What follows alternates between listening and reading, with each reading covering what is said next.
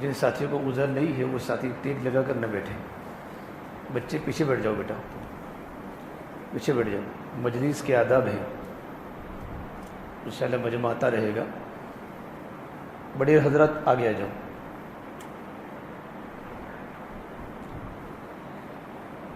Mic کی آواز تو بہت دور تک پہنچے گی گاؤں میں، لیکن مجلس میں بیٹھنے کا جو ثواب ہے وہ نہیں ملے گا. اس لیے جو حضرات کو کوئی تکلیف نہیں ہے، میری رائے ہے آگے بیٹھے. جو لوگ مجلسوں میں آگے بیٹھتے ہیں وہ جنت میں بھی آگے جاتے ہیں. آگے بیٹھ جائیں. آ جاؤ، نزدیک آ جاؤ. ماشاءاللہ ابھی قریب آ جاؤ.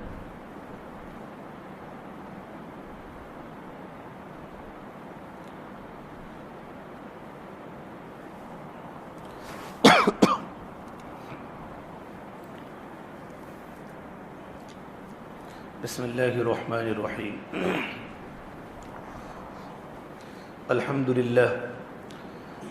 للہ الذی خلق الخلائق بإرادته ودح الأرض بمشیته واستوى على العرش بقوته ليس له بدیل ولا عدیل ولا شارک ولا مشارک ونشهد أن لا إله إلا الله وحده لا شريك له ونشهد أن سيدنا وسندنا وأولانا ومولانا محمدا عبده ورسوله صلى الله عليه وعلى آله وأصحابه وأتباعه. أما بعد فأعوذ بالله من الشيطان الرجيم. بسم الله الرحمن الرحيم. من عمل صالحا من ذكر أو أنثى وهو مؤمن فلنحيينه حياة طيبة وَلَنَجْزِيَنَّهُمْ أَجْرَهُمْ بِأَحْسَنِ مَا كَانُوا يَعْمَلُونَ. وقال النبي صلى الله تبارك وتعالى عليه وسلم يا أبا سفيان جئتكم بكرامة الدنيا والآخرة وتركتكم على محجة بيضاء ليلها كنهارها. وقال النبي صلى الله تبارك وتعالى عليه وسلم من خاف أدلج ومن أدلج بلغ المنزل ألا إن سلعة الله الغالية ألا إن سلعة الله الجنة أو كما قال النبي صلى الله تبارك وتعالى عليه وسلم. میرے محترم پیارے بھائیو، اللہ تبارک و تعالیٰ نے ہر انسان کی فطرت میں آگے بڑھنے کا ایک جذبہ رکھا ہے. بہتر سے بہترین اور خوب سے خوب ترین کی جستجو میں انسان ہمیشہ سرگردہ پھرتا ہے. یہ صفت فقط انسانوں کے اندر ہی ہے، جانوروں کے اندر بالکل نہیں ہے. 2000 سال پہلے کبوتر نے جو گھونسلہ بنایا تھا، 2000 سال کے بعد کبوتر ویسا ہی گھونسلہ بنا رہا ہے. 2000 سال پہلے چڑیا نے جو اپنا نیسٹ اور اپنا مالا بنایا تھا، 2000 سال کے بعد چڑیا اپنا مالا ویسے ہی بنا رہی ہے. اللہ تبارک و تعالیٰ نے انسان کے اندر آگے بڑھنے کا ایک جذبہ رکھا ہے کہ انسان جھونپڑے سے بنگلے تک پہنچا، بیل گاڑی سے راکٹ تک پہنچا، چھوٹی چھوٹی دکانوں سے بڑے بڑے میل تک پہنچا. اس لیے کہ اللہ تعالیٰ نے انسان میں عقل کا ایک جذبہ رکھا ہے، اور عقل کی روشنی میں انسان ہمیشہ آگے بڑھنے کی کوشش میں ہوتا ہے. لیکن میرے بھائیو، آگے بڑھنا دو طرح کا ہوتا ہے. ایک آگے بڑھنا دنیا کے اعتبار سے ہوتا ہے، اور ایک آگے بڑھنا دین کے اعتبار سے ہوتا ہے.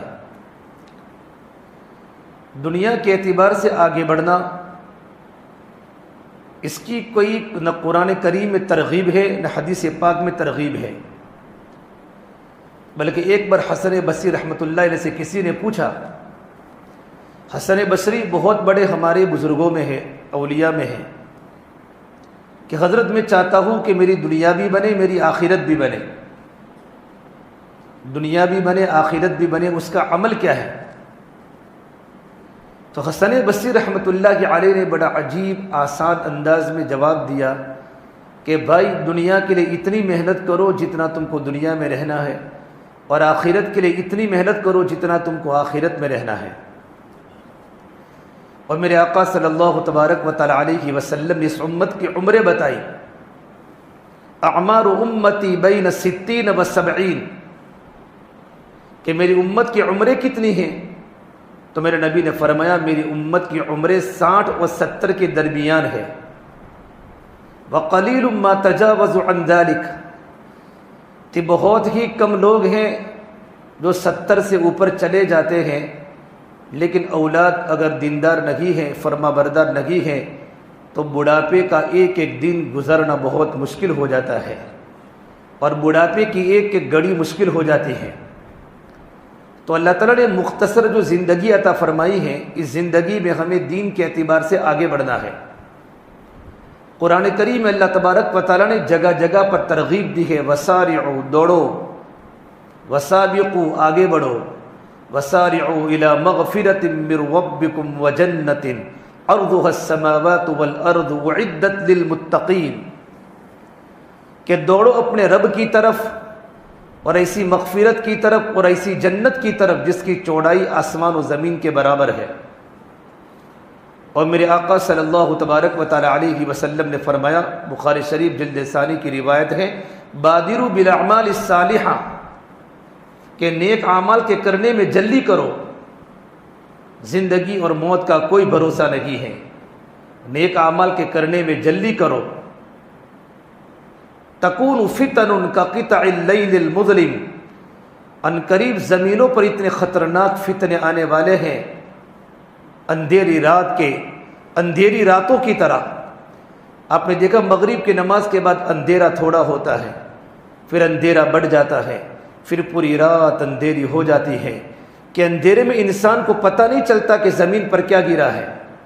تکون فتن کقطع اللیل المظلم، ان قریب زمینوں پر اتنے خطرناک فتنے آنے والے ہیں اندھیری رات کے ٹکڑوں کی طرح۔ تو صحابہ نے پوچھا، یا رسول اللہ، اس فتنے کا نتیجہ کیا ہوگا؟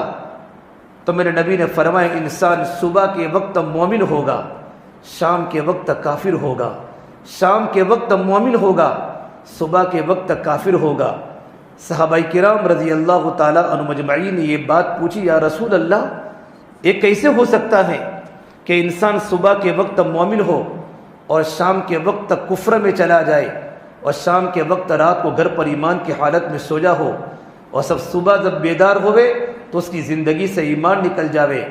تو میرے نبی نے فرمایا، ہاں اس وقت ہوگا جب انسان دنیا کو دین پر ترجیح دے گا، انسان دنیا کو دین پر ترجیح دے گا، نماز چھوٹے تو بھی کیا، پڑھو تو بھی کیا، اللہ کے دین کی محنت کرو تو بھی کیا، نہ کرو تو بھی کیا، کہ اسلامی معاشرہ ہمارے گھروں سے، ہمارے بازاروں سے اور ہماری سوسائٹی سے نکلنا شروع ہو جائے گا، اور غیروں کی تہذیب و تمدن اور غیروں کا کلچر ہماری بستی میں، ہمارے گھروں میں داخل ہو جائے گا۔ انتظار کرو، زمینوں پر فتنے آنے والے ہیں۔ اللہ کے نبی صلی اللہ تبارک و تعالی علیہ وسلم نے ہمیں مکمل زندگی عطا فرمائی۔ لقد کان لکم فی رسول اللہ اسوۃ حسنہ۔ ایک ماں اپنی بیٹی کی جب شادی کراتی ہے نا، تو ماں اپنی بیٹی کو ہر چیز سکھاتی ہے۔ ماں اپنی بیٹی کو گھر میں جھاڑو دینا بھی سکھاتی ہے۔ ماں اگر کھیتی ہے سامنے تو ماں اپنی بیٹی کو کھیتی کے کام بھی سکھاتی ہے۔ بیٹی فورن جانے والی ہے تو ماں اپنی بیٹی کو زندگی گزارنے کا، کہ شوہر کے ساتھ کیسے رہنا ہے اور اپنے ساس اور سسر کے ساتھ کیسے رہنا ہے، ماں گھر میں بیٹھے بیٹھے بیٹی کو ٹیکل کرتی ہیں اور بیٹے کو گھر میں زندگی گزارنے کا طریقہ سکھاتی ہیں، تاکہ سسرال والے میری بیٹی کو تانا نہ دے کہ تو تیری ماں کے گھر پر کچھ سیکھ کر نہیں آئی۔ اس سے زیادہ محمد عربی صلی اللہ تبارک و تعالی علیہ وسلم نے اس امت کو زندگی گزارنے کا طریقہ سکھایا ہے۔ زندگی کیسے گزارنی، شادی کیسے کرنی، بچوں کی تربیت کیسے کرنی، کھانا کیسے کھانا، پانی کیسے پینا، یہاں تک کہ سلمان فارسی رضی اللہ تعالی عنہ ایک مرتبہ عرب کے صحرا میں استنجا کر رہے تھے، تو ایک یہودی نے بطور استہزاء کے، بطور مذاق کے پوچھا، اے سلمان، کیا تمہارے نبی نے تم کو ٹوائلٹ کرنے کا، استنجا کرنے کا طریقہ بھی سکھایا ہے۔ روایت کے جملے میں حت الخیراۃ، استنجا کرنے کا طریقہ بھی سکھایا ہے۔ تو سلمان فارسی نے کہا نعم، بالکل ہمارے آقا صلی اللہ تبارک و تعالی علیہ وسلم نے ہمیں استنجا کرنے کا طریقہ بھی سکھایا ہے کہ جب ہم استنجا کریں گے تو نہ ہمارا منہ قبلہ کی طرف ہوگا، نہ ہماری پیٹھ قبلہ کی طرف ہوگی۔ آپ صلی اللہ تبارک و تعالی علیہ وسلم کی زندگی میں میری اور آپ کی کامیابی ہے۔ میرے آقا کی زندگی ہماری زندگی بن جائے، میرے آقا کا درد ہمارا درد بن جائے، میرے آقا کی فکر ہماری فکر بن جائے۔ آپ صلی اللہ تبارک و تعالی علیہ وسلم کی زندگی کو نمونہ بناؤ۔ یورپ کا کلچر ہمارے گھروں میں نہ آوے، اور یورپ کا کلچر ہمارے جوانوں میں نہ آوے، اور یورپ کا کلچر ہمارے بچیوں میں نہ آوے۔ میرے بھائی، مغرب میں اندھیرا ہے، مشرق میں اجالا ہے۔ مغرب اندھیروں کی جگہ ہے، مشرق روشنیوں کی جگہ ہے۔ میرے آقا صلی اللہ تبارک و تعالی علیہ وسلم مشرق وسطی مکہ میں پیدا ہوئے۔ مشرق میں روشنیاں ہیں، مغرب میں اندھیرا ہے۔ اتنا بڑا سورج بھی مغرب میں جا کے ڈوب جاتا ہے، اور دنیا کے انسانوں کو اعلان کر کے کہتا ہے، اے دنیا کے نوجوانوں، اگر تم نے اپنی جوانی یورپ کے گوروں کی طرح بنائی، اور یورپ کے گوروں کی طرح تم نے اپنے بدن کے لباسوں کو اتار دیا، اور ہماری بچیوں نے اپنے سر کے دوپٹے اتار دیے، تو ہمارا بھی ڈوبنا مقدر ہے۔ ہماری طرف کوئی دیکھنے والا نہیں ہوگا، ہمارے سروں پر ہاتھ پھیرنے والا کوئی نہیں ہوگا۔ سب سے پہلے دلوں میں اللہ تبارک و تعالیٰ کے حکموں کی عظمت لانا ہے، محمد الرسول اللہ صلی اللہ علیہ وسلم کی عظمت لانا ہے۔ لا الہ الا اللہ محمد الرسول اللہ کا تقاضا کیا ہے؟ ہماری زندگی کلمے کے رنگ میں رنگ جاوے۔ لا الہ الا اللہ ظاہر ہو نہیں سکتا، محمد الرسول اللہ چھپ نہیں سکتا۔ لا الہ الا اللہ یہ اندر کی چیز ہے، محمد الرسول اللہ یہ ظاہر کی چیز ہے۔ لا الہ الا اللہ یہ ظاہر ہو نہیں سکتا، محمد الرسول اللہ یہ چھپ نہیں سکتا۔ تیرا چہرہ بتائے گا تیرے اندر کلمہ لا الہ الا اللہ کتنا ہے، تیرا لباس بتائے گا تیرے دل میں کلمہ لا الہ الا اللہ کتنا ہے۔ بھائیو، گناہ کرتے کرتے کرتے دل اندھیرا ہو چکا ہے۔ آج ہر گھر بجلی کے قمقموں سے روشن ہے، پر دل کالی رات سے زیادہ تاریک ہیں۔ مصنوعی کہے گونجتے ہیں، پر دل خون کے آنسو روتا ہے۔ چہرے ان کے چمکتے ہیں، پر دل کے اندر ویرانی ہے۔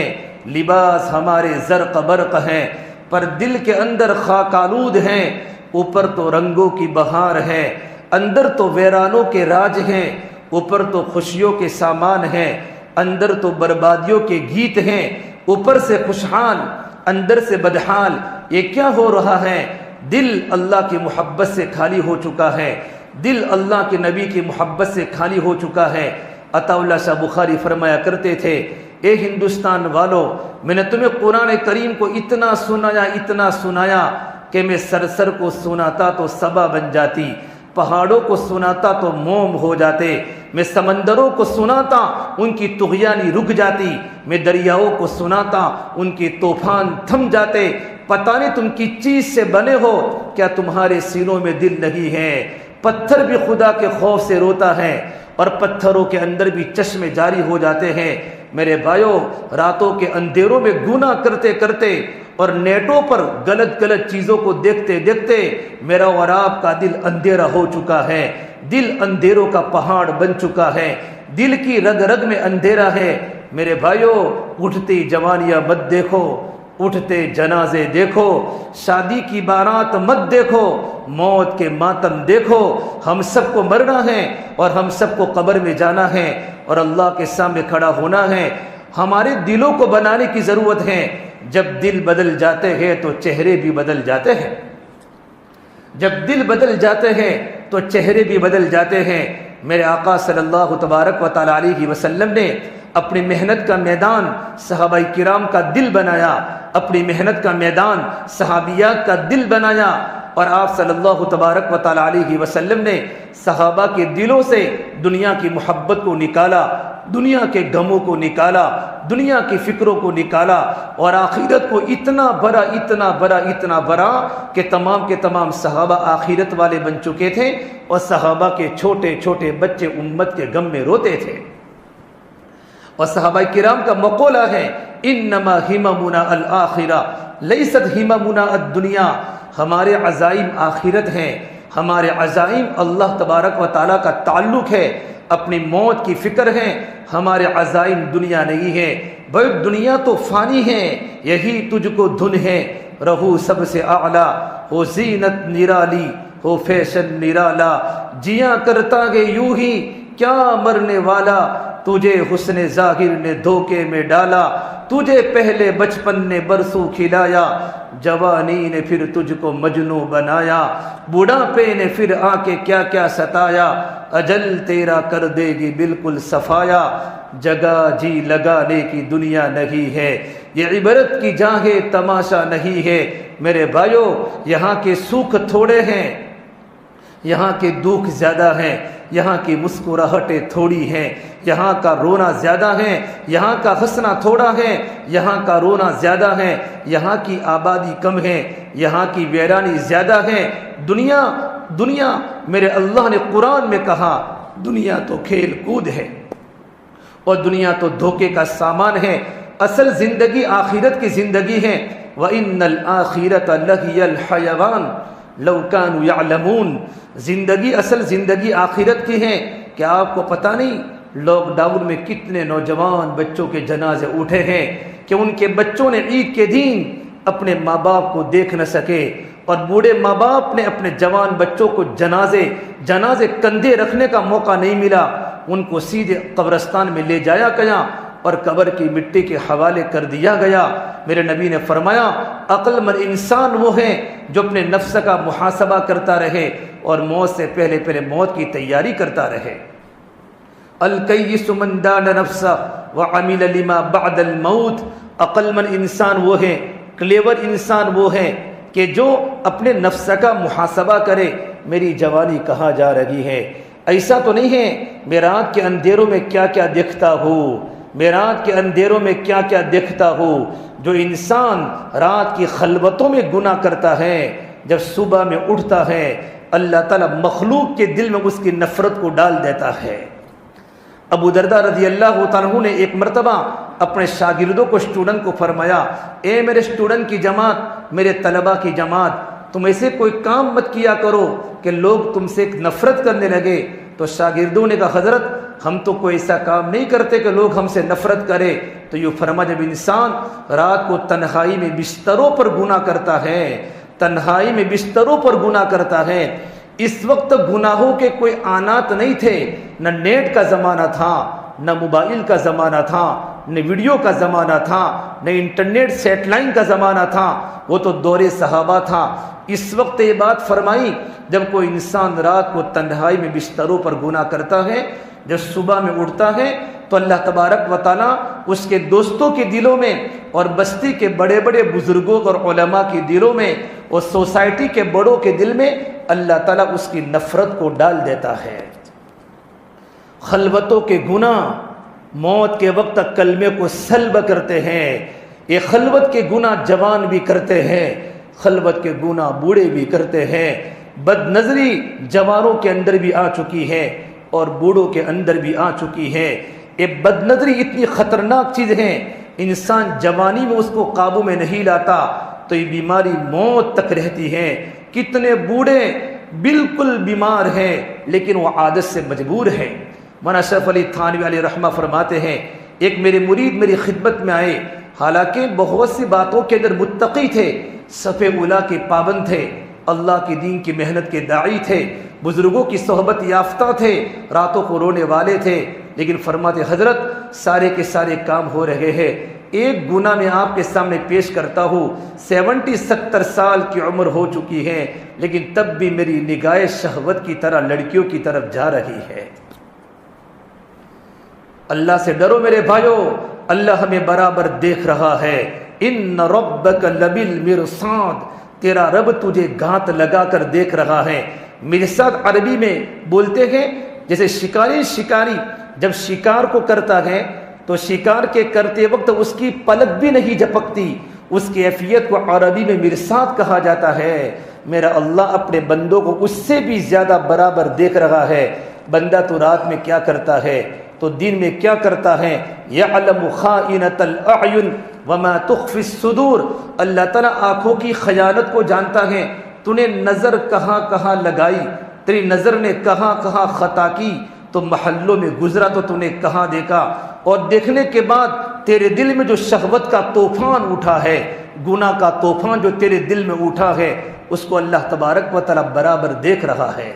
یعلم السر واخفا، یہ اللہ تبارک و تعالیٰ کی صفات ہیں۔ اللہ زور سے بولو تو بھی جانتا ہے، آہستہ بولو تو بھی جانتا ہے۔ یعلم السر، دل میں آنے والے ارادے کو اللہ جانتا ہے۔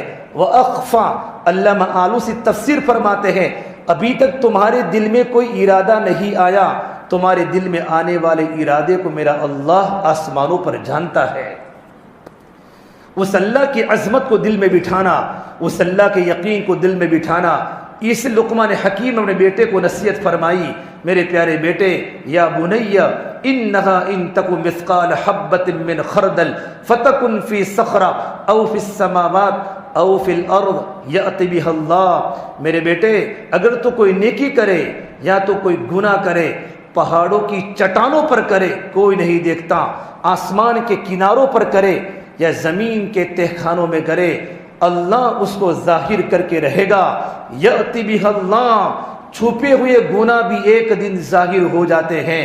ان اللہ لطیف خبیر، میرے اللہ تبارک و تعالیٰ کی صفت لطیف ہے، اللہ باریک چیزوں کو باریک نگاہوں سے دیکھ رہا ہے، اللہ تبارک و تعالیٰ باخبر ہے۔ اس لیے میرے جوانوں، اپنے آپ کی نگاہوں کو نیچی کرو۔ اللہ نے قرآن میں نبی کے ذریعے حکم دیا ہے، قل للمؤمنین یغضوا من ابصارہم وَيَحْفَظُوا فُرُوجَهُمْ، اے محمد صلی اللہ تبارک و تعالیٰ علیہ وسلم، ایمان والوں کو بتا دو اپنی نگاہوں کو نیچی کرے اور اپنی شرمگاہوں کی حفاظت کرے۔ جس کی نگاہ قابو میں آ جاتی ہے اس کی شرمگاہ قابو میں آ جاتی ہے، جس کی نگاہ بے قابو ہو جاتی ہے اس کی شرمگاہ بے قابو ہو جاتی ہے۔ غضوا ابصارکم واحفظوا فروجکم، اور ایک روایت میں فرمایا، اے لوگو اپنی اپنی نگاہوں کو نیچی کرو اور اپنی شرمگاہوں کی حفاظت کرو، ورنہ اللہ تمہارے چہروں کی شکل کو بدل دے گا۔ علماء اس کی آیت کی تشریح فرماتے ہیں کہ شکل کے بدلنے کا مطلب یہ ہوتا ہے لَيَكْسِفَنَّ اللَّهُ وُجُوهَكُمْ، اللہ تمہارے چہروں کی شکلوں کو بدل دے گا، اللہ تمہارے چہروں کو بے نور کر دے گا۔ رات میں تنہائی میں گناہ کرنے کا والا کا چہرہ بے نور ہو جاتا ہے، کتنا ہی خوبصورت اس کا چہرہ نہ ہو، اس کے چہرے پر وحشت ٹپکتی ہے، اس کے چہرے پر گناہ ٹپکتا ہے۔ بعض اللہ والے تو ملاقات کر کے ہی پہچان لیتے ہیں اس کے آنکھوں سے زنا ٹپک رہا ہے، اس کے آنکھوں سے گناہ ٹپک رہا ہے۔ حضرت عثمان ذی النورین رضی اللہ تعالیٰ کے پاس ایک نوجوان ملاقات میں آیا، راستے میں چلتے چلتے اس کی نظر نے غلطی کر دی، غلط جگہ پر نگاہ پڑ چکی۔ عثمان غنی کی ملاقات، حضرت عثمان نے جب اس کی ملاقات کی تو فوراً نیچا دے کر فرمایا، ما بال اقوام یترشح الزنا فی اعینہم، ارے قوم کو کیا ہو چکا ہے کہ ان کی آنکھوں سے زنا ٹپک رہا ہے۔ اس نوجوان نے کہا، ابی المومنین کیا آپ پر وحی آئی؟ کہا نئی وحی کا دروازہ تو بند ہو چکا ہے، لیکن میرے نبی نے فرمایا اتقوا فراست المؤمن فإنه ينظر بنور اللہ، مومن کی فراست سے بچو، مومن تو اللہ تبارک و تعالیٰ کے نور سے دیکھتا ہے، نور سے دیکھتا ہے۔ ہمارے امام ابو حنیفہ رحمۃ اللہ علیہ، ہمارے مسلک کے بڑے امام، جب وہ وضو فرماتے تھے، کوئی ان کے قریب نل پر آ کر، حوض پر آ کر وضو کرتا تھا، اپنے ہاتھ کو دھوتا تھا، ان کو پتہ چلتا تھا وہ کون سا ہاتھوں کا گناہ کر کے آیا ہے۔ چہرہ دھوتا تھا، ان کو پتہ چلتا کہ کون سا چہرے کا گناہ کر کے آیا ہے، تو ان کے دل میں لوگوں کی بدگمانیاں ظاہر ہونے لگی، یہ گناہ کرتا ہے، یہ گناہ کرتا ہے، تو اللہ سے دعا کی، میرا اللہ میرے دل سے اس کیفیت کو ختم فرما دے تاکہ لوگوں کے عیوب میرے سامنے نہ آوے۔ جن کے دلوں میں ولایت کا نور ہوتا ہے، جو اللہ تبارک و تعالیٰ کے نیک بندے ہوتے ہیں، جو راتوں کو رونے والے ہوتے ہیں، جن کی زندگی میں تقویٰ ہوتا ہے، جن کی زندگی میں اللہ تبارک و تعالیٰ کا ڈر ہوتا ہے، ان کو پہلے سے بھی معلوم ہو جاتا ہے انسان کیا گناہ کر کے آیا ہے۔ اس سے میرے بھائیو، عورتوں کا کام ہے پردہ کرنا، مردوں کا کام ہے نگاہوں کو نیچی کرنا، نگاہوں کو نیچی کرنا۔ یہ اسلام کا حکم ہے نگاہوں کو نیچی کرو ورنہ تمہارے چہروں کی شکل کو بدل دے گا۔ اور فرمایا اللہ کے نبی صلی اللہ تبارک و تعالی علیہ وسلم نے، جو انسان اپنی نگاہ کو نیچی کرتا ہے، کوئی راستے میں جا رہا ہے، سڑک پر جا رہا ہے، ایک صحابی نے پوچھا یا رسول اللہ ہم تو راستوں میں چلتے پھرتے ہیں، بہت سی لڑکیاں باپردہ بھی گزرتی ہیں، ہماری نظر پڑ جاوے تو ہم کیا کریں؟ جریر ابن عبداللہ بجلی نے اللہ کے نبی کو سوال کیا، مسند احمد کی روایت ہے، تو میرے نبی نے فرمایا اسرب بصرک، اپنی نگاہوں کو پھیر لو۔ پھر آپ نے حضرت علی کو فرمایا یا علی لا تتبع النظرۃ النظرۃ فإن لك الأولى وليست لك الآخرة، اے علی پہلی نظر تو معاف ہے، اگر بھول سے پہلی نظر لگ جاوے پہلی نظر تو معاف ہے، لیکن دوسری مرتبہ دیکھنا چچا کی لڑکی کو شہوت کی نگاہ سے بھی حرام ہے۔ پھر یہ فرمایا پہلی مرتبہ نظر اگر شہوت کی نگاہ سے ارادتاً ہے تو بھی انسان گنہگار ہوگا، انسان حرام ہوگا۔ اور پہلی مرتبہ کا مطلب یہ نہیں ہوتا کہ پہلی مرتبہ اتنی بھرپور نگاہ ڈال دی کہ دوسری مرتبہ دیکھنے کی ضرورت ہی نہ پڑے۔ بھائیو نگاہوں کو نیچی کرو۔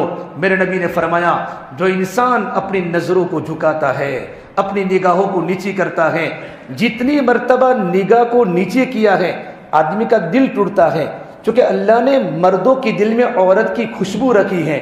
زُيِّنَ لِلنَّاسِ حُبُّ الشَّهَوَاتِ مِنَ النِّسَاءِ، لوگوں کے واسطے اللہ نے شہوات کی محبت اور عورتوں کو مزین کیا ہے۔ اور میرے نبی نے فرمایا ما ترکت بعدی فتنة اضر، میرے بعد میرے دنیا سے جانے کے بعد مردوں کے لیے سب سے بڑا فتنہ عورتیں ہیں۔ عورت یہ انسان کی سب سے بڑی مرد کی کمزوری ہے، لیکن اس نے اپنی نظر کو نیچے کر لیا، نظر کو نیچے کر لیا تو دو انعام ملتے ہیں۔ پہلا انعام یہ فرمایا ہر مرتبہ نگاہ کے نیچے کرنے پر اس کو اللہ تبارک و تعالیٰ کا دیدار جنت میں ہوگا، اور جنت کی تمام نعمتوں میں سب سے بڑی نعمت اللہ تبارک و تعالیٰ کی زیارت ہے، اللہ تبارک و تعالیٰ کا دیدار ہے۔ ہر نگاہ کے نیچا کرنے پر اللہ تبارک و تعالیٰ کا دیدار ہوگا۔ نمبر 2، میرے نبی صلی اللہ علیہ وسلم نے فرمایا کل قیامت کے میدان میں ہر آنکھ روئے گی، کل عین باکیۃ، رواہ البخاری، ہر آنکھ کل قیامت کے میدان میں روئے گی، مگر وہ آنکھ نہیں روئے گی جو آنکھ کسی غیر محرم کو دیکھنے سے اپنے آپ کو بچایا ہوگا، نظروں کو جھکایا ہوگا، اور وہ آنکھ جو اللہ کے راستے میں جاگی ہوگی، اور وہ آنکھ جو خدا کے خوف سے روئی ہوگی۔ اللہ کے خوف سے روتے روتے اس کے آنکھوں میں مکھی کے سر کے برابر بھی پانی نکلا ہوگا۔ کل قیامت کے میدان میں اللہ تبارک و تعالیٰ اس کی اپنی رحمتوں میں ڈھانپ لیں گے۔ اور میرے آقا صلی اللہ علیہ وسلم فرمایا کہ کل قیامت کے میدان میں 7 انسان اللہ تبارک و تعالیٰ کے عرش کے سائے کے نیچے ہوں گے۔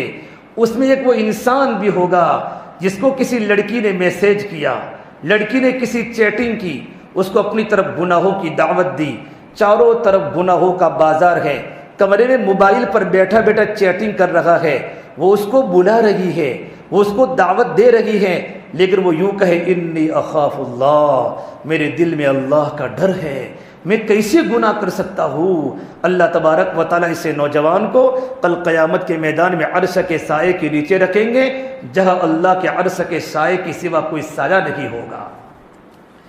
بھائی انسان گناہوں سے بچنا چاہے تو انسان گناہوں سے بچ سکتا ہے۔ گناہوں سے بچنے کے لیے اندر کا ایمان چاہیے، اندر کا تقوی چاہیے، ایمان مضبوط بن جاتا ہے۔ اس لیے میرے نبی نے اللہ سے دعا فرمائی، یا اللہ میں تجھ سے ایسا ڈر مانگتا ہوں جو مجھے گناہوں سے بچا دے، جو مجھے گناہوں سے بچا دے۔ کمزور ایمان انسان کو نماز پڑھواتا ہے، کمزور ایمان انسان کو تسبیح پڑھواتا ہے، کمزور ایمان انسان کو قرآن کی تلاوت کرواتا ہے، لیکن گناہوں سے نہیں بچا سکتا۔ گناہوں سے بچنے کے لیے مضبوط ایمان چاہیے۔ حضرت محمد لاڈ صاحب فرماتے ہیں ایمان تو دعوت سے بنتا ہے اور ایمان تو مجاہدوں سے پکتا ہے۔ بندہ جب اللہ کے راستے میں در در کی ٹھوکریں کھاتا ہے تب جا کر اس کا ایمان مضبوط بنتا ہے۔ حضرت اللہ صاحب فرماتے تھے دین میں محنت کرو، ہڈیوں کو پگھلانے والی اور راتوں کو دعا کرو، دلوں کو تڑپانے والی۔ جب انسان اللہ کی دین کی محنت کرتے کرتے، نوجوان جب گلیوں میں گھومتے ہیں، اللہ کے بندوں کو اللہ کی طرف متوجہ کرتے ہیں، گھنٹوں گھنٹوں اللہ کی بڑائی کو بولتے ہیں، اللہ سے ہونے کو بلتے ہیں، ان کا ایمان اندر سے مضبوط ہو جاتا ہے اور وہ ایمان کی کیفیت بن جاتی ہے۔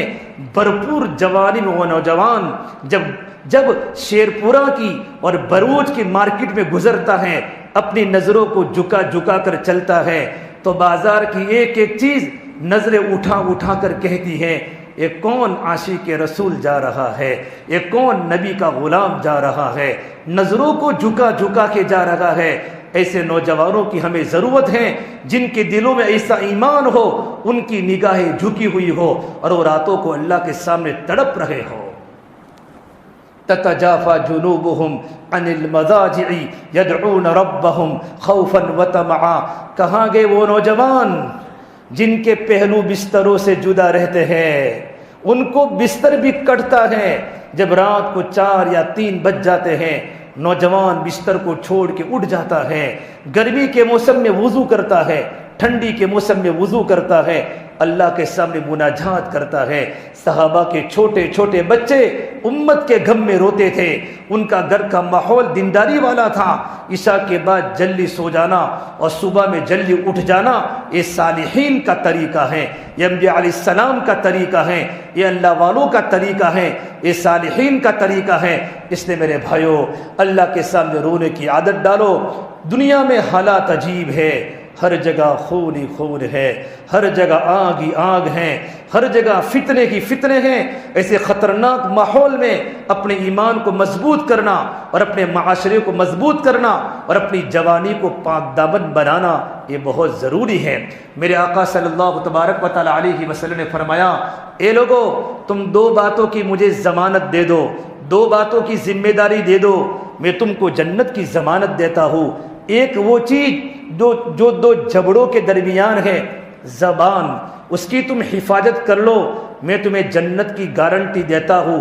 یہ زبان جرمہ صغیر و جرمہ کبیر، اس کی سائز تو بہت چھوٹی ہے لیکن اس سے ہونے والے گناہ بڑے خطرناک اور بڑے بھیانک ہے۔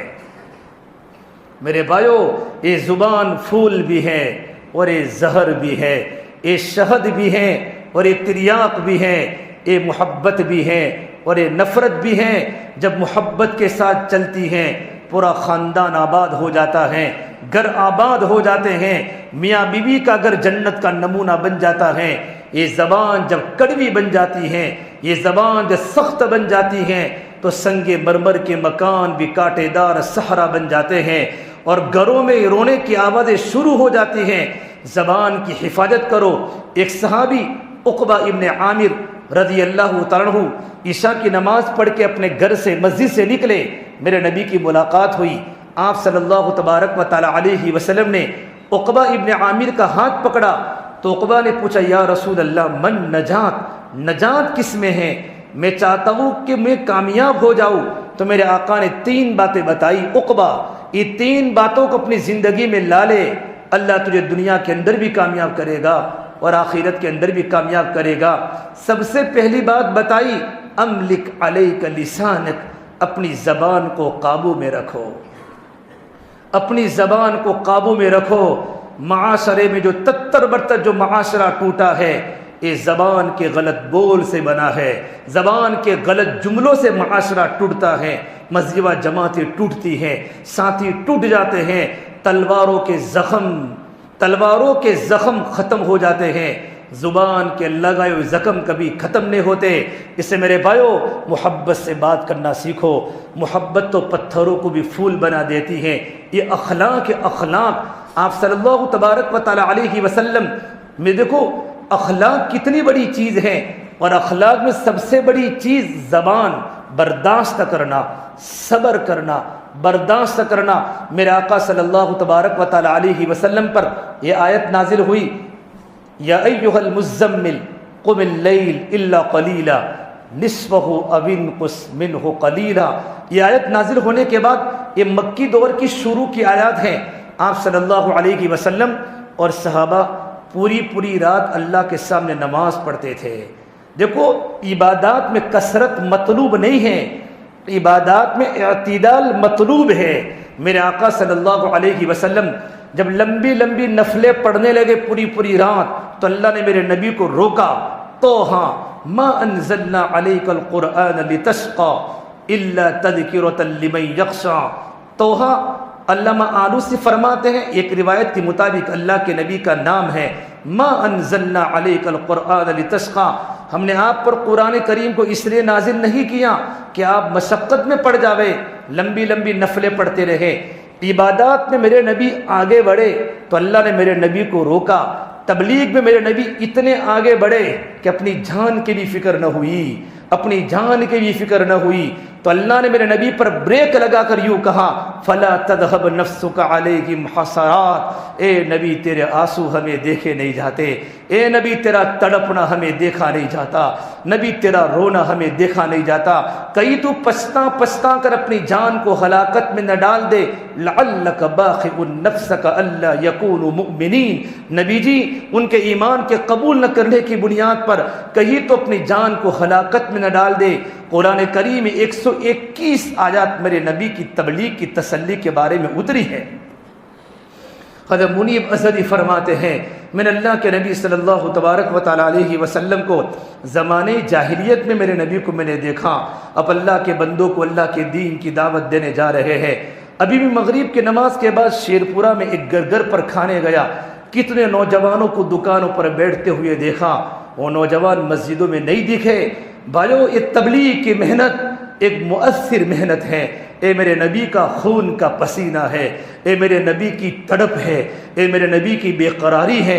آپ صلی اللہ تبارک و تعالیٰ علیہ وسلم فجر کی نماز کے بعد ملاقاتوں میں نکلے ہیں، اللہ کے بندوں کو اللہ کی دین کی دعوت دینے کے لیے، اللہ کے بندوں کو مسجد کی طرف بلانے کے لیے۔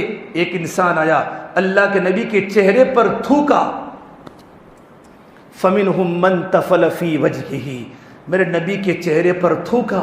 کس کے چہرے پر تھوکا ہے؟ نبی کے چہرے پر تھوکا ہے۔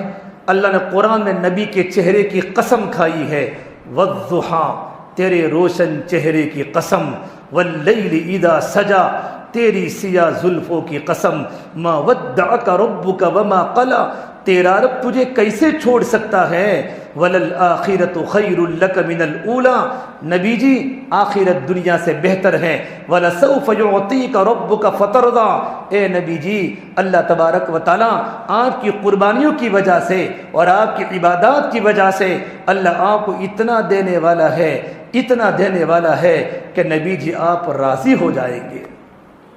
نبی کے چہرے پر لوگوں نے تھوکا ہے۔ پھر میرے نبی تھوڑے سے آگے گئے، ایک انسان نے میرے نبی کے چہرے پر مٹی ڈالی، وَمِنْهُمْ مَنْ حَصَىٰ عَلَيْهِ التُّرَابَ، نبی کے چہرے پر مٹی ڈالی۔ آگے میرے آقا گئے، کچھ لوگوں نے میرے نبی کو گالیاں بولی، وَمِنْهُمْ مَنْ سَبَّهُ حَتَّىٰ انْتَصَفَ النَّهَارُ، یہاں تک کہ سورج سر پر آ چکا۔ ہم 2.5 گھنٹوں میں تھک جاتے ہیں، 2.5 گھنٹوں میں تھک جاتے ہیں۔ میں 2012 میں یمن میں گیا، پرانوں کا مجمع تھا، مجھے کہا مولانا مقامی اعمال کی بات کرو۔ میں نے بعد الفجر، فجر کی نماز کے بعد اہل عرب کے سامنے 2.5 گھنٹوں کی ترغیب دی، تو مجھے ایک عرب نے کان میں کہا، یا شیخ ان کو 2.5 گھنٹوں کی بات مت کرو، یہ پورا مجمع تو روزانہ 8 گھنٹے دے رہا ہے، ان کو تو 12 گھنٹوں کی بات کرو کہ آدھا مسجد کو دے، تہائی مسجد کو دے، تہائی گھر کو دے اور تہائی کاروبار کو دو۔ آپ ان کو اس آواز پر لاؤ جہاں سے تبلیغ دنیا میں چلی ہو، وہاں محنت کا یہ حالات ہو۔ عصر کی نماز سے لے کر عشاء تک عرب حضرات گلی گلی میں گھماتے ہیں، اللہ کے بندوں کو اللہ کے دین کی دعوت دیتے ہیں۔ آپ صلی اللہ تبارک و تعالیٰ علیہ وسلم، سر پر سورج آ چکا، دوپہر کا وقت، آپ اللہ کے بندوں کو اللہ کے دین کی دعوت دے رہے ہیں۔ کوئی تھوک رہا ہے، کوئی گالی بول رہا ہے، آپ گھر پر واپس آئے ہیں، کسی نے آپ کی بات کو قبول نہیں کیا۔ حضرت الیاس صاحب فرماتے تھے، داعی کی تکلیف مدعو کی ہدایت کا ذریعہ بنتی ہے۔ جب داعی پر حالات آتے ہیں، اللہ مدعو میں ہدایت کے دروازے کھول دیتے ہیں۔ میرے آقا گھر پر آئے تو آپ کے چہرے پر تھوک بھی تھا، آپ کے چہرے پر مٹی بھی تھی، اور آپ بالکل تھکے ہوئے تھے۔ آپ کی بیٹی زینب نے دیکھا تو پیالے میں پانی کو لے کر آئی، فَأَقْبَلَتْ جَارِيَةٌ بِعُصٍّ مِّن مَّاءٍ، آپ کی بچی پیالے میں پانی کو لے کر آئی، میرے نبی کے چہرے کو دھونے لگی اور زینب کی آنکھوں میں ٹپ ٹپ آنسو گرنے لگے، تو میرے نبی نے کہا بیٹا زینب تم مت رو، اللہ تیرے ابا کی آسمانوں پر حفاظت کر رہا ہے۔ اس نبی نے اس امت کے لیے کیا نہیں کیا۔ علامہ اقبال روتے روتے کہہ گئے، کسی غم خسار کی محنتوں کا میں نے عجیب صلا دیا، جسے میرے غم نے گلا دیا اسے میں نے جی سے بھلا دیا، میں تیرے مزار کی جالیوں کی محنتوں میں لگا رہا، تیرے دشمنوں نے تیرے چمن میں خزاں کا جال بچھا دیا۔ میرے بھائیوں، میرے آقا کی محنت پر نوجوانوں نے پانی پھیر دیا، ان کے راتوں کا دیکھنا بدل گیا، ان کا کانوں کا سننا بدل گیا، ان کی دماغ کی فکریں بدل گئی۔ میں اور آپ کل قیامت کے میدان میں نبی کے سامنے کس انداز سے کھڑے ہوں گے؟ میرے آقا اتنی محنت کرتے تھے، اپنی جان کی فکر نہ تھی۔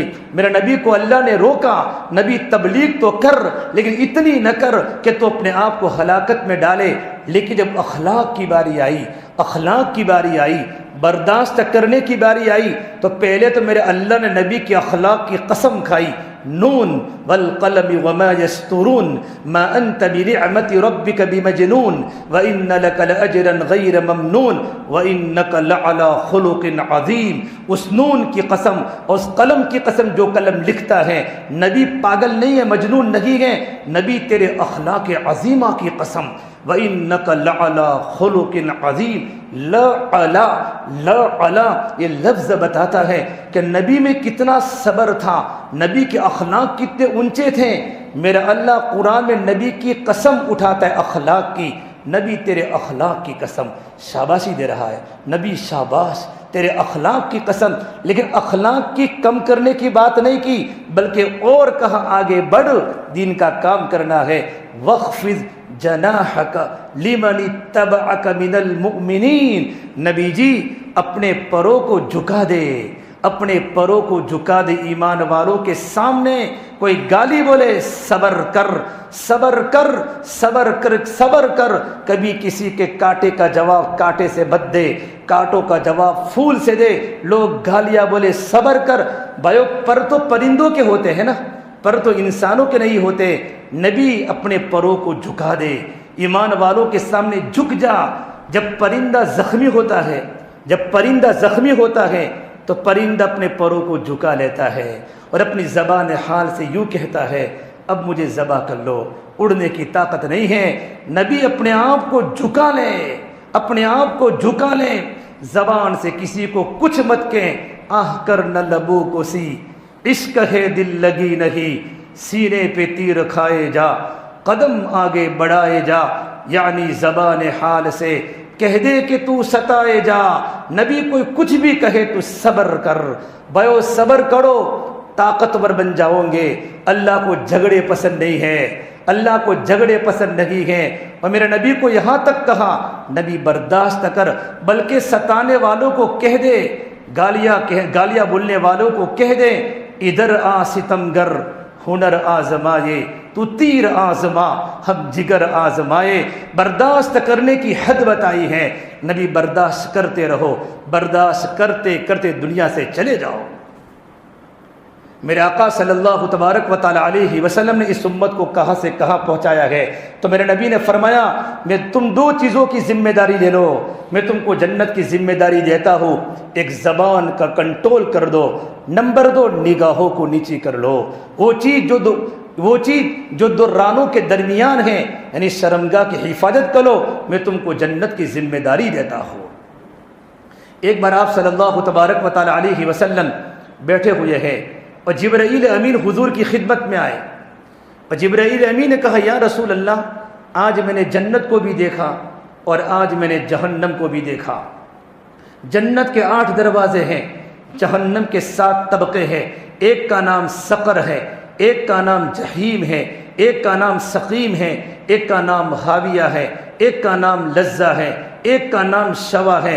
یوں کر کے جہنم کے نام گنانا شروع کیے۔ پھر کہا، یا رسول اللہ، اللہ تبارک و تعالیٰ سب سے نیچے کے طبقے میں اللہ تعالیٰ منافقین کو ڈالے گا، ان المنافقین فی الدرک الاسفل من النار۔ وَلَن تَجِدَ لَهُمْ نَصِيرًا، منافقین جہنم کے سب سے نیچے کے طبقے میں ہو گئے، ان کا کوئی مددگار آخرت میں نہیں ہوگا۔ اس کے اوپر کے طبقے میں اللہ سابئین کو ڈالے گا، اس کے اوپر کے طبقے میں اللہ مجوسی کو ڈالے گا، اس کے اوپر کے طبقے میں اللہ یہود کو ڈالے گا، اس کے اوپر کے طبقے میں اللہ نصارہ کو ڈالے گا، اور اس کے اوپر کے طبقے میں اللہ مشرکین کو ڈالے گا۔ ایک طبقہ باقی رہ گیا جس کا نام ہے جہنم۔ جبرائیل خاموش ہو گئے تو میرے آقا صلی اللہ علیہ وسلم نے پوچھا، جبرائیل جہنم کے سب سے اوپر کے طبقے میں کس کو ڈالا جائے گا؟ تو جبرائیل نے کہا، یا رسول اللہ، جہنم کے سب سے اوپر کے طبقے میں آپ کی گنہگار امت کو ڈالا جائے گا، آپ کی گنہگار امت کو ڈالا جائے گا۔ اس نبی کے دل میں امت کی کتنی محبت ہے، امت کا کتنا درد ہے۔ جب میرے نبی نے سنا کہ میری گنہگار امت کو جہنم کے اوپر کے طبقے میں ڈالا جائے گا، میرے نبی پر بے ہوشی طاری ہو گئی۔ جبرائیل آسمانوں پر چلے گئے۔ جب آپ کو افاقہ ہوا، آپ کو ہوش آیا، تو آپ نے بالکل بات کرنا بند کر دیا۔ آپ نماز پڑھانے مسجد میں آتے تھے، نماز پڑھا کے اپنے حجرے میں چلے جاتے تھے، بالکل بات نہیں کرتے تھے۔ آپ کے چہرے پر غموں کے بادل تھے، آپ روتے تھے۔ صحابہ کرام کے رگ رگ میں نبی کی محبت تھی، صحابہ کرام کے دل میں نبی کی محبت تھی۔ صحابہ پریشان، آپ صلی اللہ تبارک و تعالی علیہ وسلم ہم سے بات کیوں نہیں کرتے، ہم سے بات کیوں نہیں کرتے؟ صحابہ جمع ہوئے، صدیق اکبر رضی اللہ تعالی عنہ اللہ کے نبی کی خدمت میں گئے۔ صدیق اکبر کون ہے معلوم؟ صدیق اکبر کون ہے؟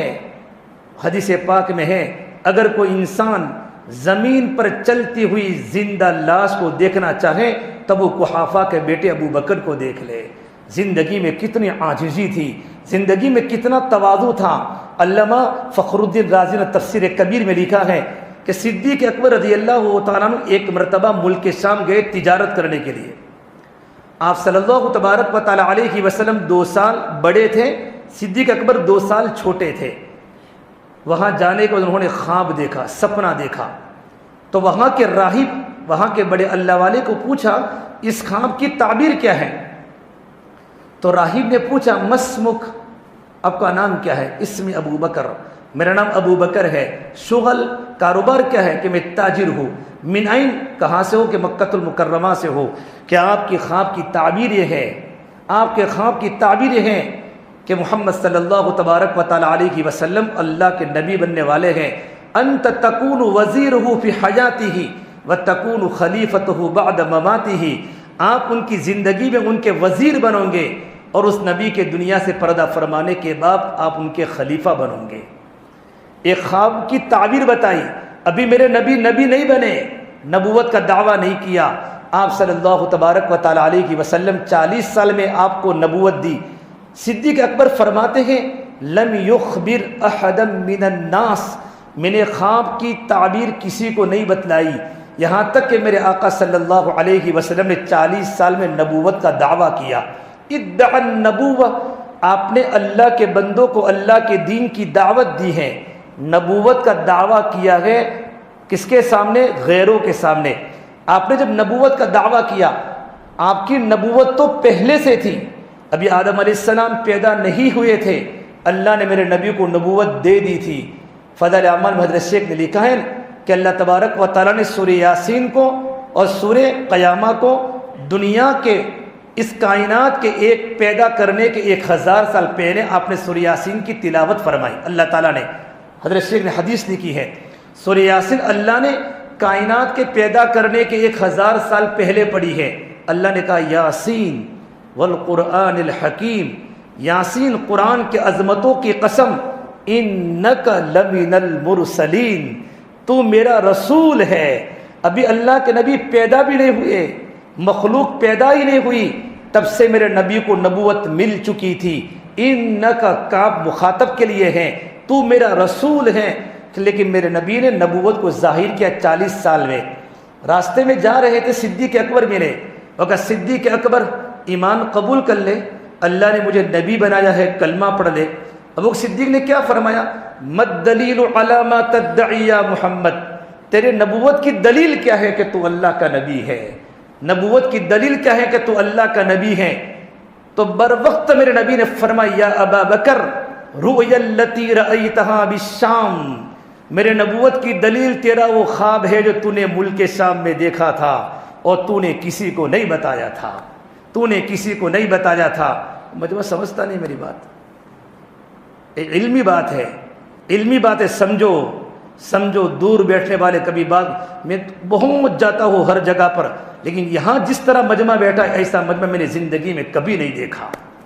اس طرح مجمع ادھر ادھر جو بیٹھتا ہے میرے دماغ پر بہت رنجش ہو رہی ہے، اس سے بات کرنے والے کا دل متاثر ہو جاتا ہے۔ ہاں عذر ہے، مجبوری ہے، ضرور بیٹھے ٹیک لگا کر 2 گھنٹہ اللہ نے جوانی دی ہو۔ سرکار پوری رات اللہ کے سامنے کھڑے ہو کر نماز پڑھتے تھے کہ پیروں پر ورم آ جاتے تھے۔ مولانا الیاس صاحب پوری رات اللہ کے سامنے روتے تھے۔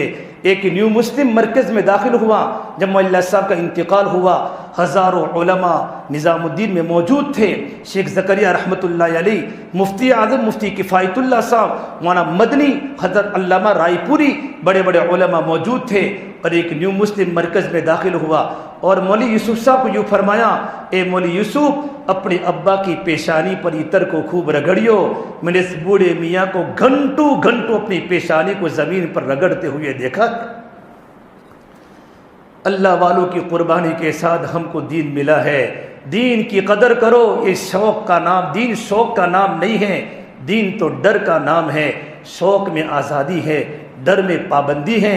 ہم ڈر کے دین کا کام کریں۔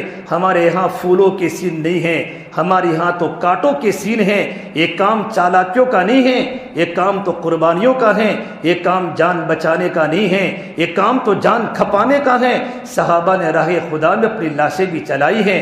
مولانا عمر صاحب پالم پوری فرماتے تھے، بلند اپنے اخلاق کا کرتا چلا جا، زمانے کے دلوں میں اترتا چلا جا، ادھر زخم پہ زخم کھاتا چلا جا، ادھر سارے عالم پہ چھاتا چلا جا، دنیا تجھ کو یاد کر کے روے تو دنیا سے مسکراتا چلا جا۔ تیری قربانی کو دیکھ لوگ آنکھوں سے آنسو بہاتے ہو۔ ہماری بزرگوں نے یہ زندگی گزاری۔ حضرت مولانا الیاس صاحب روتے قبر میں گئے، مولانا یوسف صاحب روتے قبر میں گئے، عمر صاحب روتے قبر میں گئے، حضرت انعام صاحب روتے قبر میں گئے، حضرت گنگو جی روتے قبر میں گئے۔ ہمارا قبر میں کیا ہوگا؟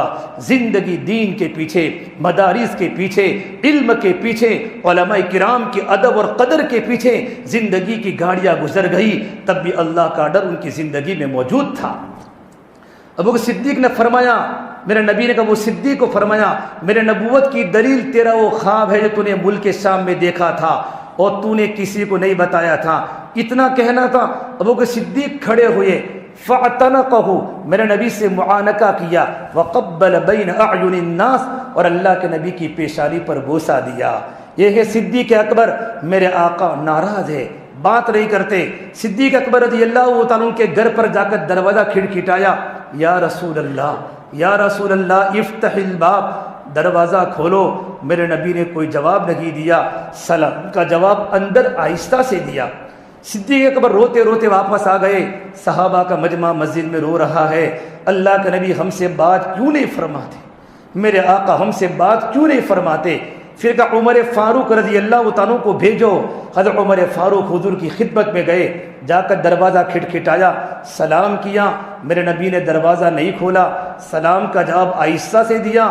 حضرت عمر فاروق روتے واپس آ گئے۔ پھر کہا کس کو بھیجیں گے؟ کہا سلمان فارسی کو بھیجو۔ میرے نبی نے کہا سلمان منا من اہل بیت، کہ سلمان تو میرے گھر کے آدمی ہیں، سلمان تو اہل بیت میں سے ہیں۔ سلمان فارسی کا اللہ تعالیٰ کی بارگاہ میں بڑا مقام ہے۔ سلمان کو بھیجا، میرے آقا نے دروازہ نہیں کھولا۔ پھر مشورہ ہوا حضرت علی رضی اللہ تعالیٰ کو بھیجا جائے، یہ اللہ کے نبی کے کزن بھی ہیں، اللہ کے نبی کے صحابی بھی ہیں، اللہ کے نبی کے گھر پر بڑے ہوئے ہیں، ان کو بھیجا جائے۔ تو حضرت علی نے فرمایا نہیں مجھے مت بھیجو، میرے نبی کی بیٹی فاطمہ کو بھیجو، میری بیوی فاطمہ کو بھیجو۔ حضرت فاطمہ حضور کے گھر پر گئی ہیں، جا کر دروازہ کھٹکھٹایا۔ آپ سمجھ گئے یہ میری بیٹی فاطمہ کی کھٹکھٹانے کی آواز ہے۔ آپ نے دروازہ کھولا تو میرے آقا صلی اللہ علیہ وسلم سجدے میں پڑے ہوئے تھے، روتے آنکھیں لال ہو چکی تھی۔ جب فاطمہ داخل ہوئی تو آپ کی داڑھی روتے تربتر ہو چکی تھی۔ کہ یا ابتا، ابا جان آپ کیوں رو رہے ہیں؟ آپ کے چہرے پر غم کے بادل ہے، آپ کے آنکھوں میں آنسو ہیں۔ کہ بیٹا فاطمہ میں کیوں نہ رہوں؟ جبرائیل میرے پاس آئے تھے اور جبرائیل نے مجھے یوں کہا تھا، اے محمد صلی اللہ علیہ وسلم، آپ کی گنہگار امت کو جہنم کے اوپر کے طبقے میں ڈالا جائے گا، میری امت جہنم میں جاوے میں کیسے برداشت کر سکتا ہوں؟ میں پوری رات اللہ کو مناتا رہا، سجدے میں اللہ کے سامنے روتا رہا، یا اللہ تو میری امت کو معاف فرما دے، یا اللہ میری امت کو معاف فرما دے۔ بھائیو، اس نبی کو اس امت کے ساتھ وہ لگاؤ ہے۔ آپ صلی اللہ تبارک و تعالی علیہ وسلم 11 ذی الحجہ، آپ سن ہجری 11 میں 11 ذی الحجہ آپ حج کے سفر میں ہیں، اپنے خیمے میں آرام فرما ہے، اور ایک کلام اللہ کی آیت نازل ہوئی، اذا جاء نصر اللہ والفتح ورأیت الناس يدخلون فی دین اللہ افواجا۔ ان صورت میں اللہ کی طرف سے میسیج تھا، نبی جی آپ کا کام مکمل ہو چکا ہے، آپ کا مشن مکمل ہو چکا ہے، آپ ہمارے پاس آنے کی تیاری کریں۔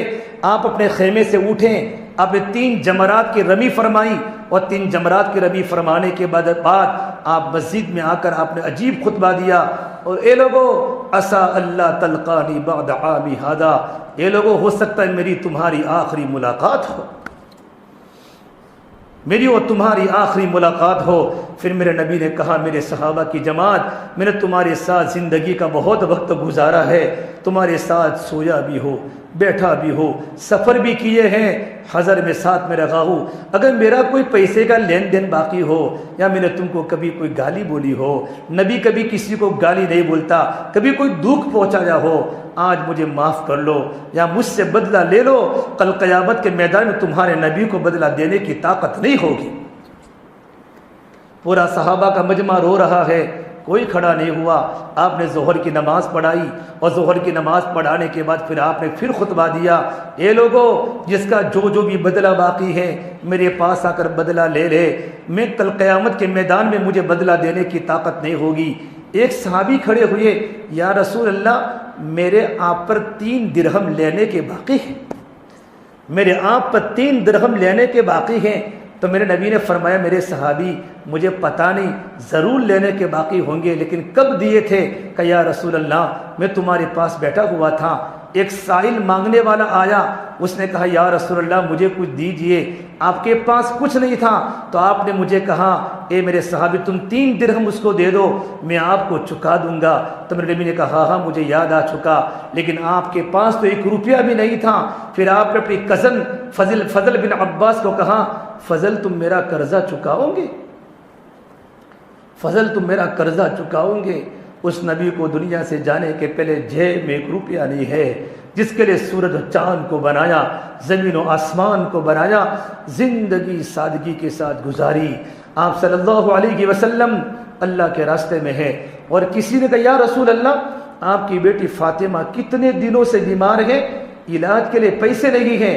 آپ اللہ کے راستے کے سفر میں تھے، جب جہاد کا وقت پورا ہوا آپ نے ایک صحابی عمران بن حسین عرب کے سردار کو ساتھ لیا، اور اپنے بیٹی کے گھر پر جا کر دروازہ کھٹکھٹایا، اندر سے آواز آئی من فی الباب، کون ہے میرے دروازے پر؟ کہا بیٹا فاطمہ تیرے ابو محمد صلی اللہ علیہ وسلم تیرے گھر پر تیری عیادت کے لیے آئے ہوئے ہیں۔ کھجور کا بنا ہوا چھپر کا مکان تھا۔ حضرت فاطمہ نے کہا یا ابتا، ابا جان کیا آپ کے ساتھ کوئی اور صحابی بھی ہیں؟ کہ میرے ساتھ عمران بن حسین آئے ہیں۔ تو اندر سے فاطمہ نے جواب دیا ابا جان میرے پاس اس سطر کو چھپانے کے لیے مکمل کپڑا بھی موجود نہیں ہے۔ نبی کی بیٹی کے پاس بدن کو ڈھانکنے کے لیے کپڑا موجود نہ ہو، ہماری بیٹی شادی کے موقع پر 32 ہزار کا جوڑا پہنتی ہے، ہمارا نوجوان شادی کے موقع پر 50 ہزار کے سوٹ پہنتا ہے۔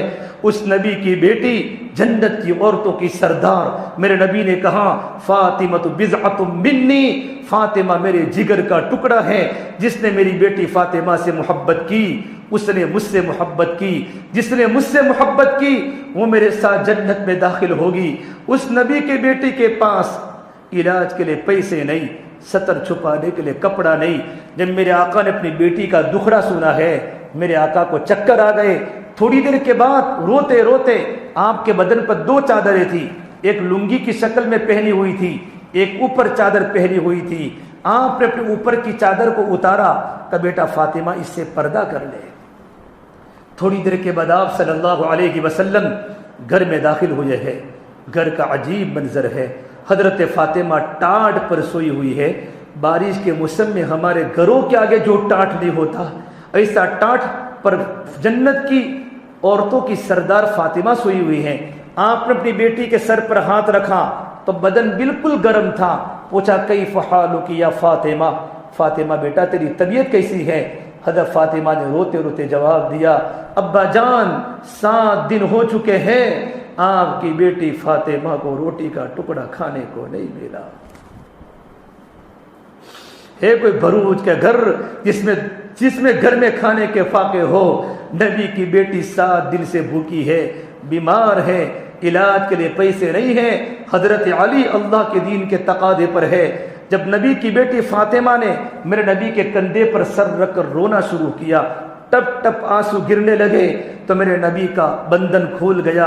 آقا روتے روتے فرمایا، بیٹی فاطمہ مت رو، والذی بعث اباک بالحق ما ذقت من 3 ایام فواقا، میرے بیٹی اس ذات کی قسم جس کے قول محمد عربی کی جان ہے، بیٹا فاطمہ 3 دن ہو چکے ہیں تیرے ابا محمد صلی اللہ علیہ وسلم کو ایک روٹی کا لقمہ چکھنے کو نہیں ملا۔ کہا بیٹا تجھے صبر کرنا ہوگا، مجھے صبر کرنا ہوگا۔ نبی اپنی بیٹی کو تسلی دے رہا ہے، اے میری بیٹی اللہ نے مجھے ایک کلمہ دیا ہے، ایک دین دیا ہے، وہ کلمہ دنیا کے ہر کچے مکان میں جاوے گا، ہر پکے مکان میں جاوے گا۔ میری بیٹی فاطمہ جہاں جہاں رات کے اندھیرے جاتے ہیں، جہاں جہاں سورج کی روشنی جاتی ہے، وہ یہ کلمہ پہنچ کے رہے گا۔ آج ہمارے پاس جو اللہ کا دین ہے، ہمارے جوان بچوں کے چہروں پر داڑیاں ہیں، ان کے سروں پر ٹوپیاں ہیں، یہ اللہ کے نبی کے گھرانوں کی قربانیاں ہیں۔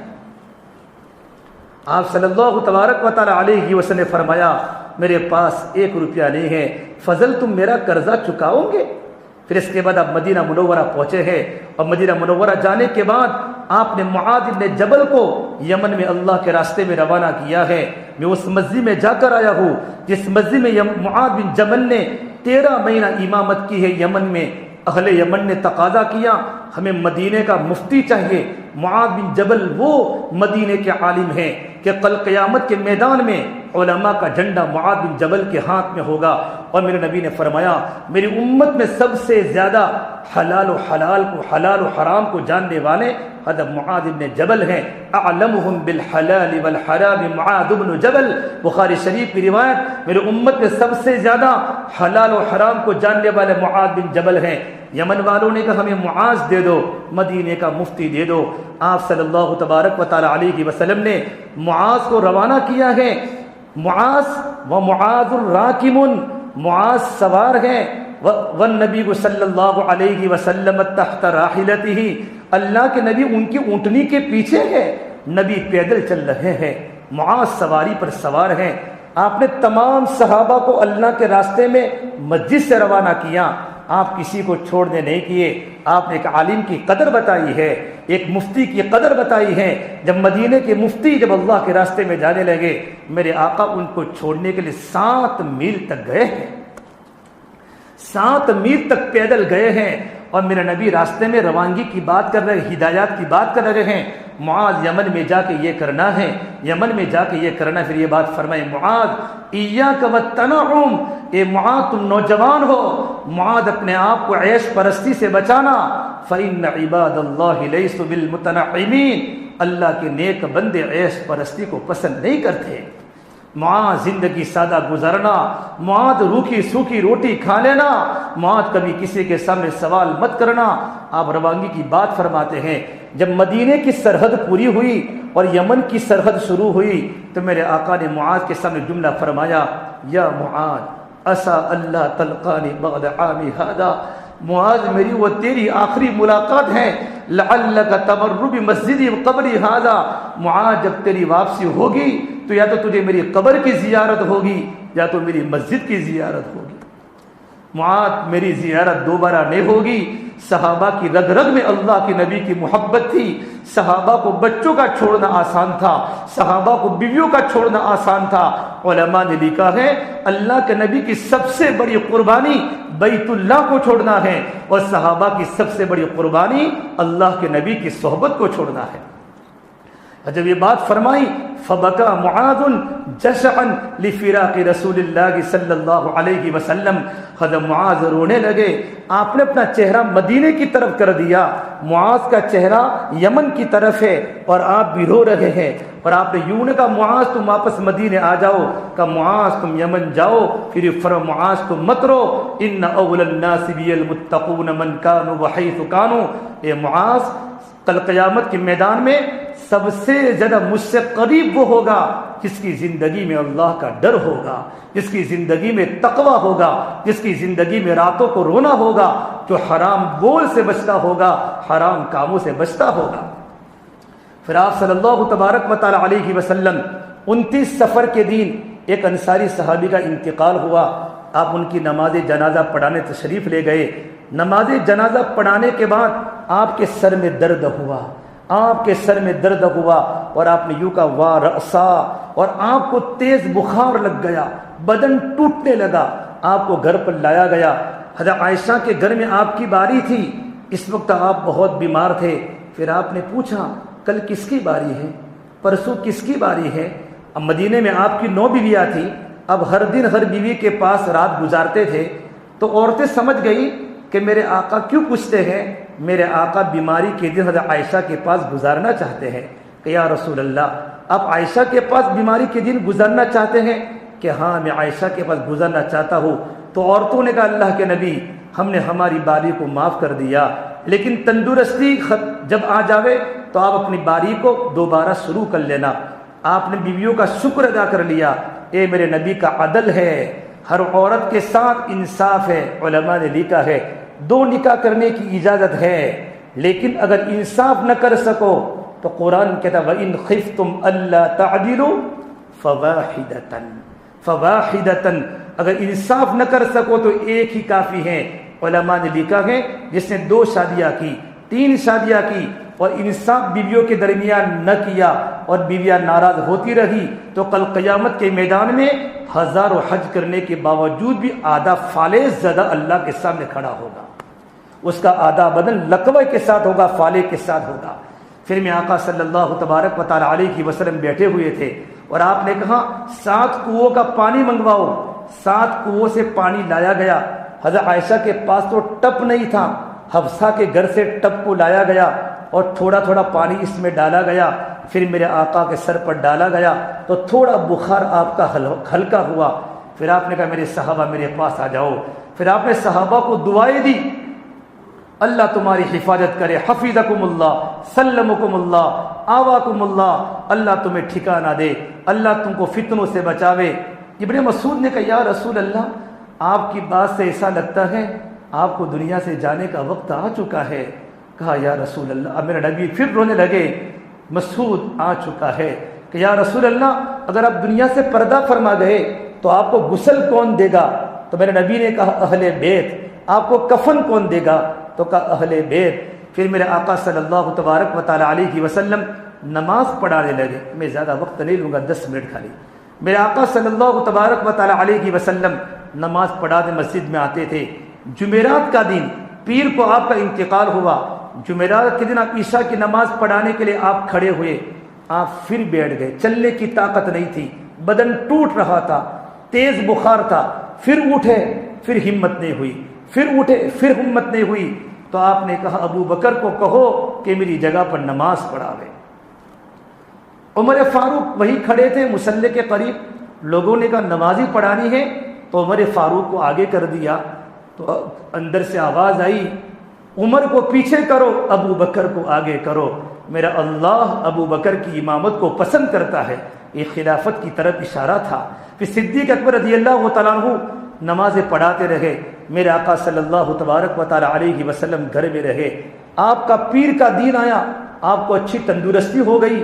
صدیق اکبر اپنی بیوی کی ملاقات میں عوالی میں چلے گئے، آپ کو اچھی تندرستی لگنے لگی، تو آپ نے اپنی بیویوں کو بلایا اور بیویوں کے سامنے آپ نے معافی صافی کی۔ اس کے بعد آپ نے حضرت علی کو بلایا، اس کے بعد آپ نے فاطمہ کو بلایا۔ آپ کی بیٹی فاطمہ آئی، آپ کو بڑا پیار تھا۔ اور فاطمہ نے دیکھا میرے نبی کے سر پر سرخ پٹی بندھی ہوئی ہے، سر میں درد ہے، تو یہ کہا واہ کربا ابی، ہائے میرے ابا کا غم، ہائے میرے ابا کی تکلیف۔ تو میرے آقا صلی اللہ علیہ وسلم نے حضرت فاطمہ کے سر پر ہاتھ رکھ کے کہا بیٹا تو مت رو، لیس علی ابیک الکرب بعد اليوم، میری بیٹی تیرے نبی کے دکھ کا آخری دن ہے، آج کے بعد تیرے ابا کو کبھی دکھ نہیں آئیں گے۔ مولانا ابراہیم صاحب دامت برکاتہم فرماتے ہیں میرے آقا یوں فرمانا چاہتے میری بیٹی زندگی کبھی چین سے نہیں گزاری، زندگی کبھی آرام سے نہیں گزاری، اور صحابہ فرماتے ہم نے کبھی اللہ کے نبی کو راحت کی حالت میں نہیں دیکھا، لیست لہو راحت، ہم نے اللہ کے نبی کو راحت کی حالت میں نہیں دیکھا۔ کہا بیٹی فاطمہ تم مت رو، آج تیرے نبی کے دکھ کا آخری دن ہے، اس کے بعد ہمیشہ کا دکھ ختم ہو جائے گا۔ پھر آپ نے حضرت حسنین کو بلایا، ان کو دیکھ کر آپ تڑپ تڑپ کر رونے لگے۔ آپ کو پتا تھا ایک کو زہر دیا جائے گا اور ایک کو کربلا کی سرزمین پر شہید کر دیا جائے گا۔ آپ کو اپنی گھروں کی قربانی اچھی تھی۔ اس کے بعد جبرائیل امین آئے، جبرائیل نے کہا یا رسول اللہ پوچھتے کہ آپ کی طبیعت کیسی ہے۔ 3 دن سے جبرائیل برابر آتے تھے۔ جبرائیل نے اللہ کے نبی نے کہا جبرائیل طبیعت اچھی نہیں ہے۔ اس کے بعد تھوڑی دیر کے بعد ملک الموت آ گئے۔ جبرائیل نے کہا یا رسول اللہ ملک الموت اندر آنے کی اجازت مانگتے ہیں۔ آپ نے کہا اندر آؤ، تو ملک الموت نے اندر آ کر سلام کیا، السلام علیک ایھا النبی ورحمۃ اللہ وبرکاتہ۔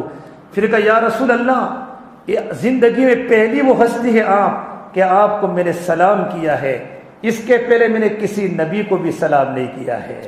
پھر کہا میرے اللہ نے مجھے کہا ہے کہ میرے نبی کو پوچھنا، اگر وہ کہے تو روح قبضہ کرنا، اگر وہ نہ کہے تو روح قبضہ مت کر دینا۔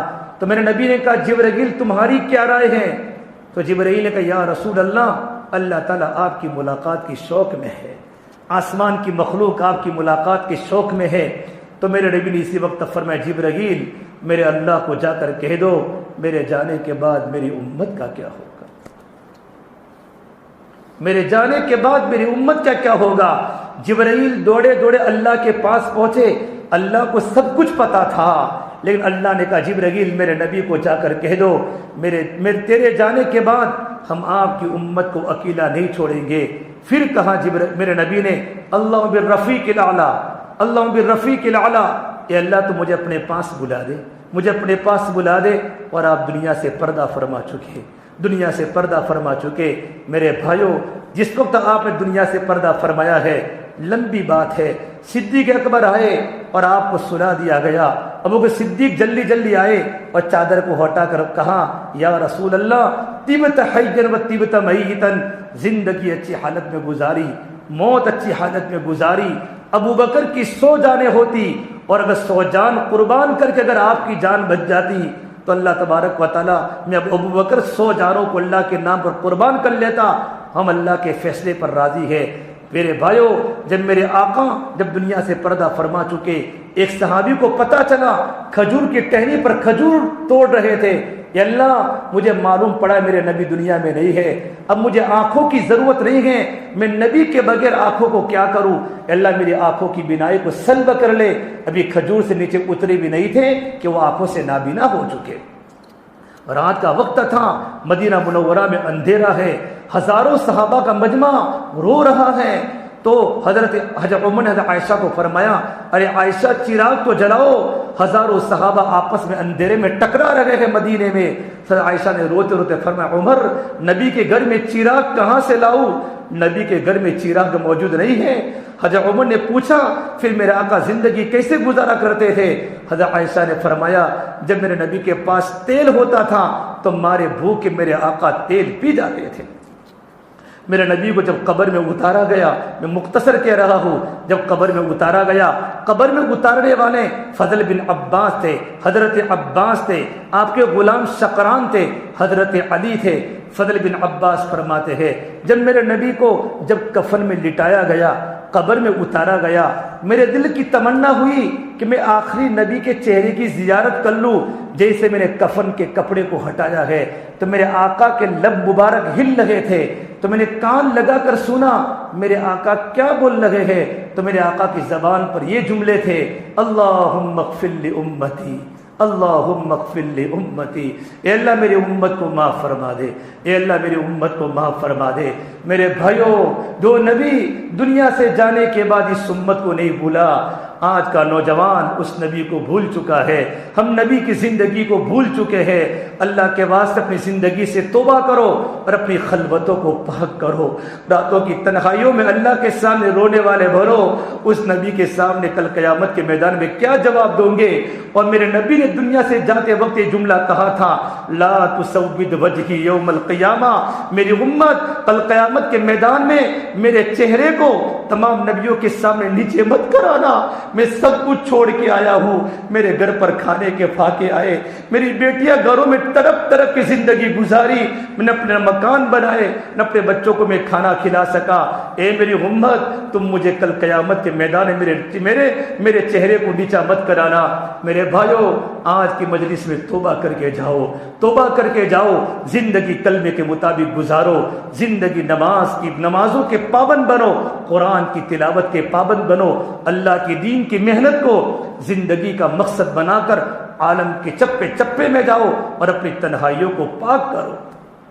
میرے بھائیو، زندگی صحیح گزارنے کی ضرورت ہے۔ اپنے آنکھوں میں حیا کا کاجل لگاؤ اور اپنے کانوں کو قرآن کے نغموں سے آشنا کرو اور اپنے چہرے کو حضور والا چہرہ بناؤ اور اپنے لباس کو حضور والا لباس بناؤ۔ اپنے ہاتھوں میں اللہ کے عشق کی ہتھکڑیاں ڈالو اور اپنے پیروں میں اللہ تعالیٰ کی محبت کی بیڑیاں ڈالو اور اپنے گلے میں اللہ تبارک و تعالیٰ کی اطاعت کا گلوبن ڈالو۔ لمبے لمبے سجدے کر کے اپنے ماتھے میں اللہ کے سجدے کا جھومر سجاؤ، پھر دیکھو تم کیسے اللہ کے محبوب بنو گے۔ اللہ بھی تم سے محبت کرے گا، نبی بھی تم سے محبت کرے گا۔ اسے میرے بھائیو ہماری ذمہ داری ہے، آج ارادہ کر کے جاؤ، زیادہ نیٹ پر مت بیٹھے رہو۔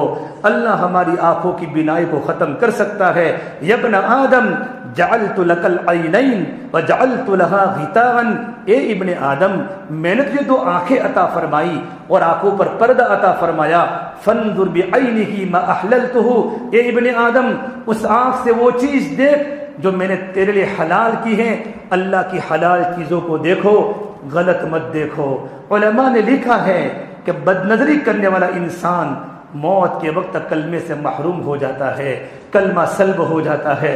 بھائیو، یہ عادت کبھی نہیں چھوڑتی۔ میں آپ کے سامنے بات کر رہا ہوں، ہمارے نوجوان پاک دامن بنے، ہماری بچیاں پاک دامن بنے۔ بچیوں کو موبائل کی ضرورت نہیں ہے، یہ موبائل نہیں ہے، یہ تو سلگتا ہوا انگارہ ہے، یہ تو جہنم کا شعلہ ہے۔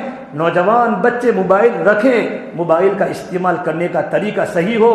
لڑکیوں کو موبائل مت دو اللہ کے واسطے، ان کو ضرورت نہیں ہے موبائل کی۔ ہمارے ایمان کے جنازے نکل چکے ہیں، اسلام دنیا میں بدنام ہو چکا ہے، ہماری بچیاں گھروں کو چھوڑ چکی ہے، ہماری بچیاں اسلام کو نفرت کی نگاہوں سے دیکھنا شروع کر چکی ہے، بچیاں گھروں سے نکل چکی ہے۔ اللہ کے واسطے اپنی بستی کے ماحول کو پاکیزہ بناؤ، اللہ کے دین کی محنت کو زندگی کا مقصد بناؤ۔ میں نے کویت میں سید انور کو راتوں کو تڑپتے دیکھا ہے، در جمشید کو راتوں کو آہیں لگاتے ہوئے دیکھا ہے۔ ان کی آنکھوں کی آہیں اللہ کے عرش کو ہلا دیتی تھی۔ بگڑے ہوئے نوجوان اس محنت میں آئے ہیں، ان کی زندگی کا نقشہ پلٹ چکا ہے، بستروں پر سونے والے بن چکے ہیں۔ اللہ کے واسطے میرے بھائیوں، گناہوں سے اپنے آپ کو بچا کر زندگی اللہ کے دین کی محنت پر ڈالو۔ چمن کے تخت پر جس دم شہ گل کا تجمل تھا، ہزاروں بلبلوں کی فوج تھی، ایک شور تھا گل تھا، جب آئے دن خزاں کے کچھ نہ تھا، جوزے خار گلشن میں بنا تھا باغباں رو رو، یہاں گنچا یہاں گل تھا۔ میرے اور آپ کی حالت اس چمن کے مالی کی طرح ہو چکی ہے۔ چمن خشک ہو چکا ہے، چمن کے پھل کوئی چرا کے لے گیا ہے، چمن کے پھول سوکھ چکے ہیں، چمن کا باغباں گھر میں سو رہا ہے۔ ادھر ادھر کی بات نہ کر، بتا مجھے قافلہ کیوں لوٹا، مجھے رہزنوں سے گلا نہیں، تیری رہبری کا سوال ہے۔ ماں باپ کو یہ نہیں پتا جوان بچی کہاں جا رہی ہے، جوان لڑکا کہاں جا رہا ہے، راتوں کو کیا کیا دیکھ رہا ہے۔ ماں باپ کو اپنی اولاد کی تربیت کرنے کی ضرورت ہے۔ اس کا آسان علاج گھروں میں تعلیم زندہ کرو. ہمارے گھر میں تعلیم زندہ ہو, 6 صفات کے مذاکرے ہمارے گھروں میں ہو رہے ہو, بچوں میں عمل کا شوق پیدا ہوگا. عمر صاحب پالم پوری فرماتے تھے اگر گھروں میں تعلیم کے حلقے شروع نہ کیے گھر پر رہتے ہوئے بھی بے گھر ہو جاؤں گے. اور یوں فرماتے تھے گھر میں تعلیم زندہ نہ کی ہمارے گھر میں وہ سارے کے سارے کام ہوں گے جو یہود و نصارہ کے گھروں میں ہوتے ہیں. اور ہمیں پتہ بھی نہیں ہوگا ہمارے احمد آباد میں کتنے نوجوان ملتے ہیں جو ملحد بن چکے ہیں, موبائل دیکھتے دیکھتے خدا کے بھی انکار کر چکے ہیں. بھائیو زیادہ اپنے آپ کو قرآن سے دل لگاؤ. اڑتی جوانیاں مت دیکھو, اٹھتے جنازے دیکھو, شادی کی بارات مت دیکھو, موت کے ماتم دیکھو. ہم سب کو مرنا ہے اور قبر میں ایک دن جانا ہے. موت کے بعد کوئی کسی کو یاد نہیں کرتا. یہ شیر پورا کا قبرستان کے پاس سے ہمارے نوجوان گزرتے ہیں, ہاتھ میں موبائل ہوتا ہے, ایئر فون کان میں لگا ہے, بائک پر مستی کے ساتھ چل لگے ہیں, گانے سنتے سنتے. ان کو پتہ ہے میری ماں کی قبر ہے, ان کو پتہ ہے میرے ابو کی قبر ہے, میرے دادا کی قبر ہے. کسی کو فاتحہ پڑھنے کی توفیق نہیں ہوتی. حضرت عمر فرماتے تھے من مات فقد قامت قیامتہ, کہ جو دنیا سے چلا گیا اس کی تو قیامت قائم ہو چکی. اللہ کے واسطوں آگے والے دن بڑے خطرناک لگ رہے ہیں. زندگی کو صحیح گزارنے کی کوشش کرو, اہل علم کی قدر کرو, علماء نظام کو اپنا امام مانو, نوجوان اپنے بڑوں کی قدر کرے اور محبت کے ساتھ زندگی گزارو. صلہ رحمی کرو, ماں باپ کی خدمت کرو, ماں باپ کے پیروں کو دباؤ. امام شافعی رحمۃ اللہ علیہ 14 سال کی عمر میں امام شافعی بن چکے تھے. ایک سٹیٹس بن چکا تھا, ایک مقام بن چکا تھا. ہزاروں عرب اور عجم کے علماء ان کے سامنے بیٹھتے تھے. جب رات کا وقت ہوتا تھا اپنی بوڑھی اماں کے پیروں کو چومتے تھے اور اپنی بوڑھی اماں کے پیروں کو چاٹتے تھے.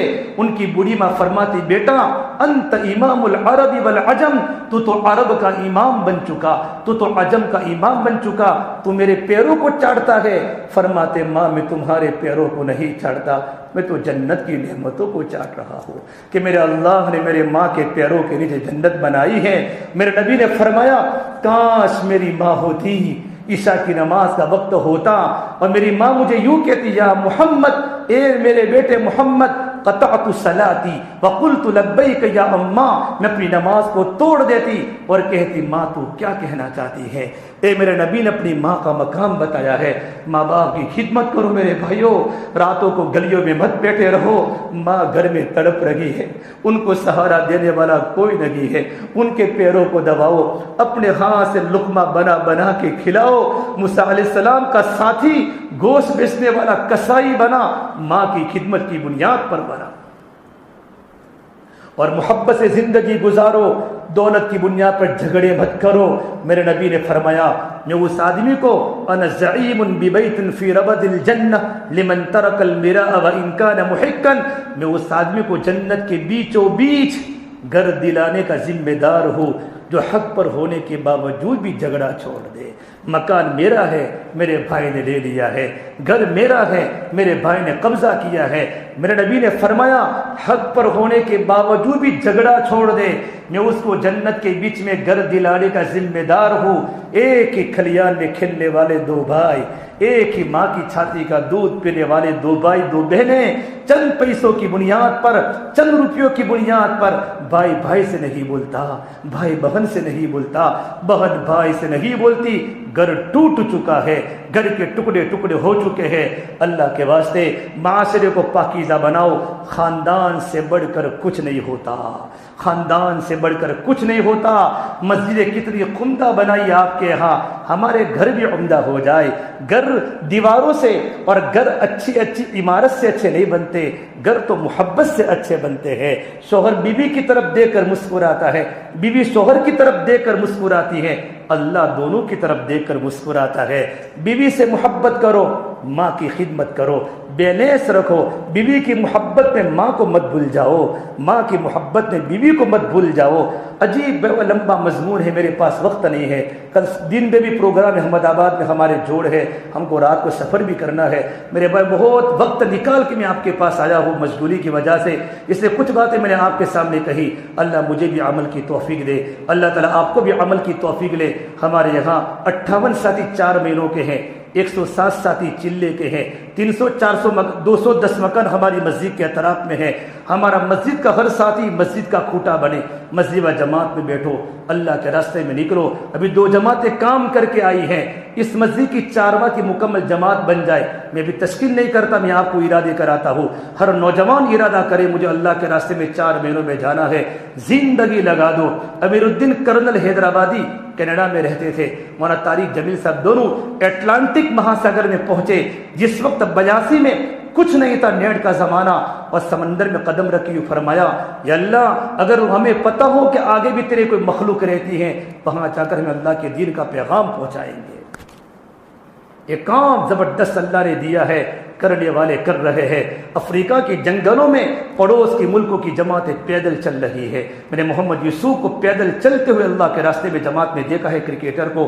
بھائیو ایک کام اللہ نے دیا ہے، نوجوان اللہ کے راستے میں چلے، در در کی ٹھوکریں کھاوے۔ خدم اللہ صاحب فرماتے تھے دین میں محنت کرو، ہڈیوں کو پگھلانے والی، راتوں کو دعا کرو، دلوں کو تڑپانے والی۔ ان لک فی النہار سبحا طویلا، نبی جی آپ کو دن میں لمبا تیرنا ہے، بولو لمبا تیرنا ہے۔ یہ آیت مکی ہے، مکہ میں پانی نہیں، اللہ یوں کہتے نبی جی لمبا دوڑنا ہے، لمبا چلنا ہے، مکہ میں پانی نہیں۔ لم یکن سبحا طویلا، لم یقل مشیا طویلا، لم یقل سعیا طویلا، بل قول سبحا طویلا۔ نبی آپ کو دن میں تیرنا ہے، تیرنا ہے۔ کیوں؟ چلنے والا آرام کر سکتا ہے، دوڑنے والا آرام کر سکتا ہے، تیرنے والا آرام نہیں کر سکتا۔ نبی کام کرتے رہو، آرام نہیں ہے۔ کب تک؟ وَعْبُدْ رَبَّكَ حَتَّى يَأْتِيَكَ الْيَقِينُ، اللہ آپ کے رب کی عبادت کرتے رہو یہاں تک کہ دنیا سے پردہ فرما جاؤ۔ اسے بھائیو عزائم لے کر یہاں سے اٹھو انشاءاللہ کہ پورا مجمع اللہ کے راستے میں 4 مہینے جائے گا۔ تو انشاءاللہ جاؤں گے، کون کون جائے گا؟ تشکیل کا نام ہی لکھیں گے، گھبراؤ مت، جاؤں گے سب ساتھی انشاءاللہ۔ ترتیب بنا دو، مجھے 2021 میں اللہ کے راستے میں 4 مہینے جانا ہے۔ ہمارے اسٹوڈنٹس اپنی پڑھائی کی مکمل ہونے کے بعد فائنل ایگزام کے بعد اللہ کے راستے میں 4 ماہ جانا ہے۔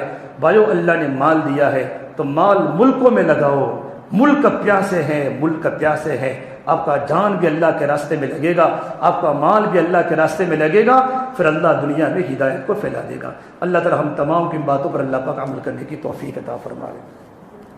اللهم لك الحمد كله ولك الشكر كله ولك الخير كله، اللهم صل على سيدنا محمد وعلى آل سيدنا محمد وبارك وسلم۔ ربنا ظلمنا أنفسنا وإن لم تغفر لنا وترحمنا لنكونن من الخاسرين، لا إله إلا أنت سبحانك إني كنت من الظالمين، لا إله إلا الله الحليم الكريم، سبحان الله رب العرش العظيم، والحمد لله رب العالمين۔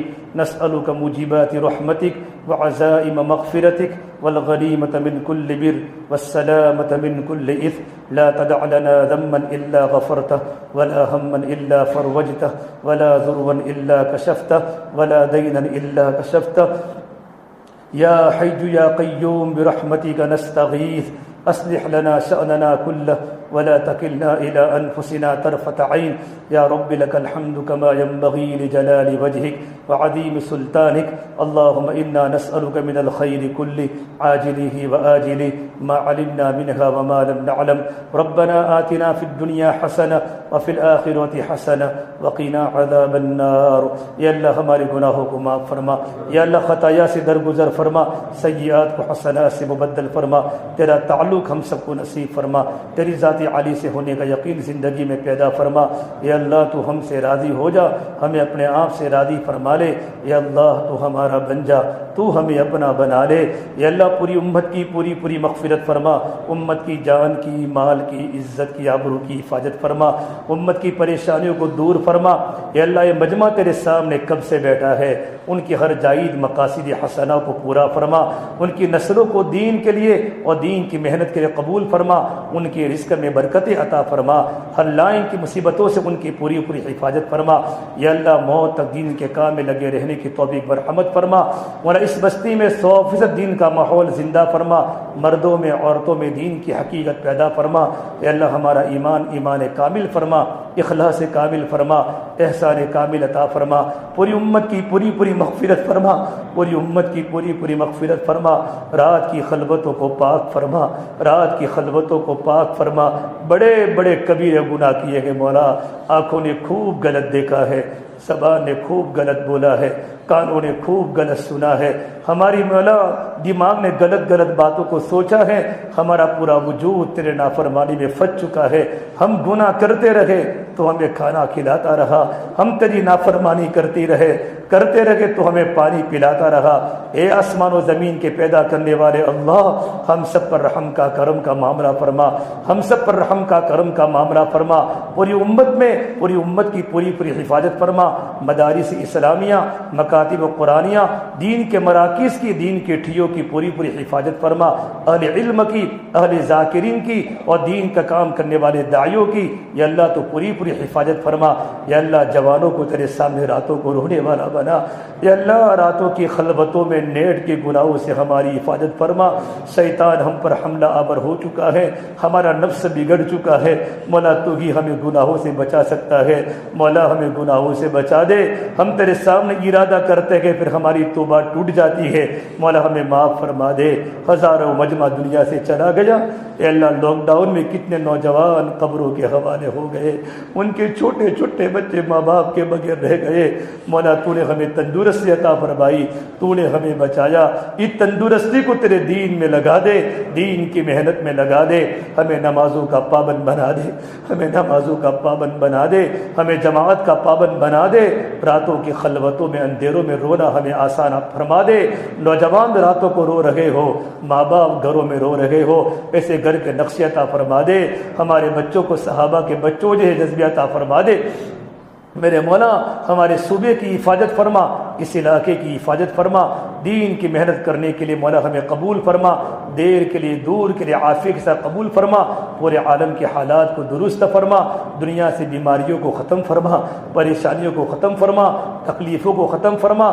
یا اللہ دعوت کی بصیرت نصیب فرما، آپس میں اجتماعیت پیدا فرما، مزاج میں جامعیت پیدا فرما، صفات قبولیت سے ہم سب کو آراستہ فرما۔ یا اللہ صحابہ والی صفات ہمیں نصیب فرما، میرے مولا دل کی گندگیوں کو دور فرما۔ یا اللہ ہمیں نیک صورت بنا دے، یا اللہ غلاظتوں کو ختم فرما، گناہ کرتے کرتے دل پتھر ہو چکے ہیں، اے اللہ دل کو نرم فرما، قرآن کریم کی تلاوت کرنے کا اہتمام پیدا فرما، ہمارے سفر کو تیری بارگاہ میں قبول فرما، اے اللہ اخلاص کی دولت سے مالا مال فرما، شہرت اور نام و نمود کے ناپاک جذبے سے ہم سب کی پوری حفاظت فرما، نمازوں میں خشوع اور خضوع پیدا فرما، علم زندہ فرما، اہل علم کی اہل ذاکرین کی قدر کرنے کی توفیق مرحمت فرما۔ اے اللہ اے بروج کا علاقہ ہے، چاروں طرف مدارس کے جال بچھے ہوئے ہیں، چاروں طرف مکاتب کے جال بچھے ہوئے ہیں، گھر گھر میں حفاظ کرام میرے مولا، بڑا برکت والا علاقہ ہے۔ اے اللہ عرب سے یہاں جماعت تابعین کی پہنچی ہے، بڑا زبردست علاقہ ہے، یہاں کے لوگوں میں عربوں کے صفات ہیں، یہاں میں عربوں کی سخاوت ہے۔ اے میرے مولا یہاں کے بچوں میں عرب بچوں جیسے جذبات ہیں، اس علاقے کو تو برابر بنا دے، یہاں کی عورتوں کو پردہ نشین بنا دے، یہاں کی عورتوں کو پردہ نشین بنا دے۔ میرے مولا ہمارے صوبے کو قبول فرما، ہمارے ملک کو قبول فرما، پورے عالم میں جہاں مسلمان رہتے ہیں ان کی ہر جگہ اللہ تو ان کی حفاظت فرما، بہترین تربیت فرما۔ کتنی جماعتیں راستے میں نکلی ہوئی ہے میرے اللہ، ان کی بہترین قربانی کو قبول فرما، ان کے بچوں کی تو پوری حفاظت فرما، ان کے کاروبار کی پوری حفاظت فرما، موت تک میں دین کے کام میں لگنا آسان فرما۔ اے اللہ ہمارے بچوں کو نیک بنا دے، ہماری جوان بچوں کو کہاں لے جاوے، چاروں طرف گناہ ہی گناہ ہے، چاروں طرف غلاظتیں ہی غلاظتیں ہیں، نوجوان بچوں کی بچیوں کی عزت کی حفاظت فرما دے۔ ہماری بچیاں گھیروں کے پاس چلی گئی میرے مولا، ایمان ان کے دلوں سے نکل چکا میرے مولا۔ تیرے نبی ایک ایمان قبول کرتا تھا کوئی عیسائی تو صحابہ کا مجمع زور سے نعرے تکبیر بولتا تھا گویا کہ ملک فتح ہوا ہو۔ ہماری موجودگی میں ہماری بچیاں چلی گئی، ہمیں احساس بھی نہیں میرے مولا ہماری بچیوں کی ایمان کی حفاظت فرما دے، ان کی عزت و آبرو کی حفاظت فرما دے۔ میرے مولا جو کہا اے اللہ ان تمام کو قبول فرما، جو باتیں کہی گئی، سنی گئی، سنائی گئی، ان تمام پر ہمیں عمل کرنے کی توفیق مرحمت فرما۔ اے اللہ جن لوگوں نے ہمیں دعا کے لیے کہا ہے، جن کا ہم پر حق ہے، میرے مولا ان تمام کی جائز مقاصد حسنہ کو پورا فرما، ہمارے والدین کی مغفرت فرما، بھائی بہنوں کی، گھر والوں کی، رشتہ داروں کی، ہمارے دوستوں کی، ہم سے محبت کرنے والوں کی، ہمارے ساتھیوں کی، تمام کی پوری پوری مغفرت فرما۔ ہماری دعاؤں کو اپنے فضل و کرم سے پیارے حبیب محمد مصطفیٰ صلی اللہ تبارک و تعالی علیہ وسلم کے صدقے طفیل ہم سب گنہگاروں کی دعا کو اپنی بارگاہ میں قبول فرما۔ اللہم انا نسألک من خیر ما سألک منہ نبیک محمد صلی اللہ علیہ وسلم ونعوذ بک من شر ما استعاذک منہ نبیک محمد صلی اللہ علیہ وسلم۔ جزا اللہ عنا محمدا ما هو اہلہ صلی اللہ علیہ وسلم۔ رضینا باللہ ربا وبالاسلام دینا وبمحمد نبیا صلی اللہ علیہ وسلم۔ اللہم اغفر امت محمد صلی اللہ علیہ وسلم وتجاوز عن امت محمد صلی اللہ علیہ وسلم، وصلی اللہ تعالی علی خیر خلقہ محمد وعلی آلہ وصحبہ اجمعین برحمتک یا ارحم الراحمین۔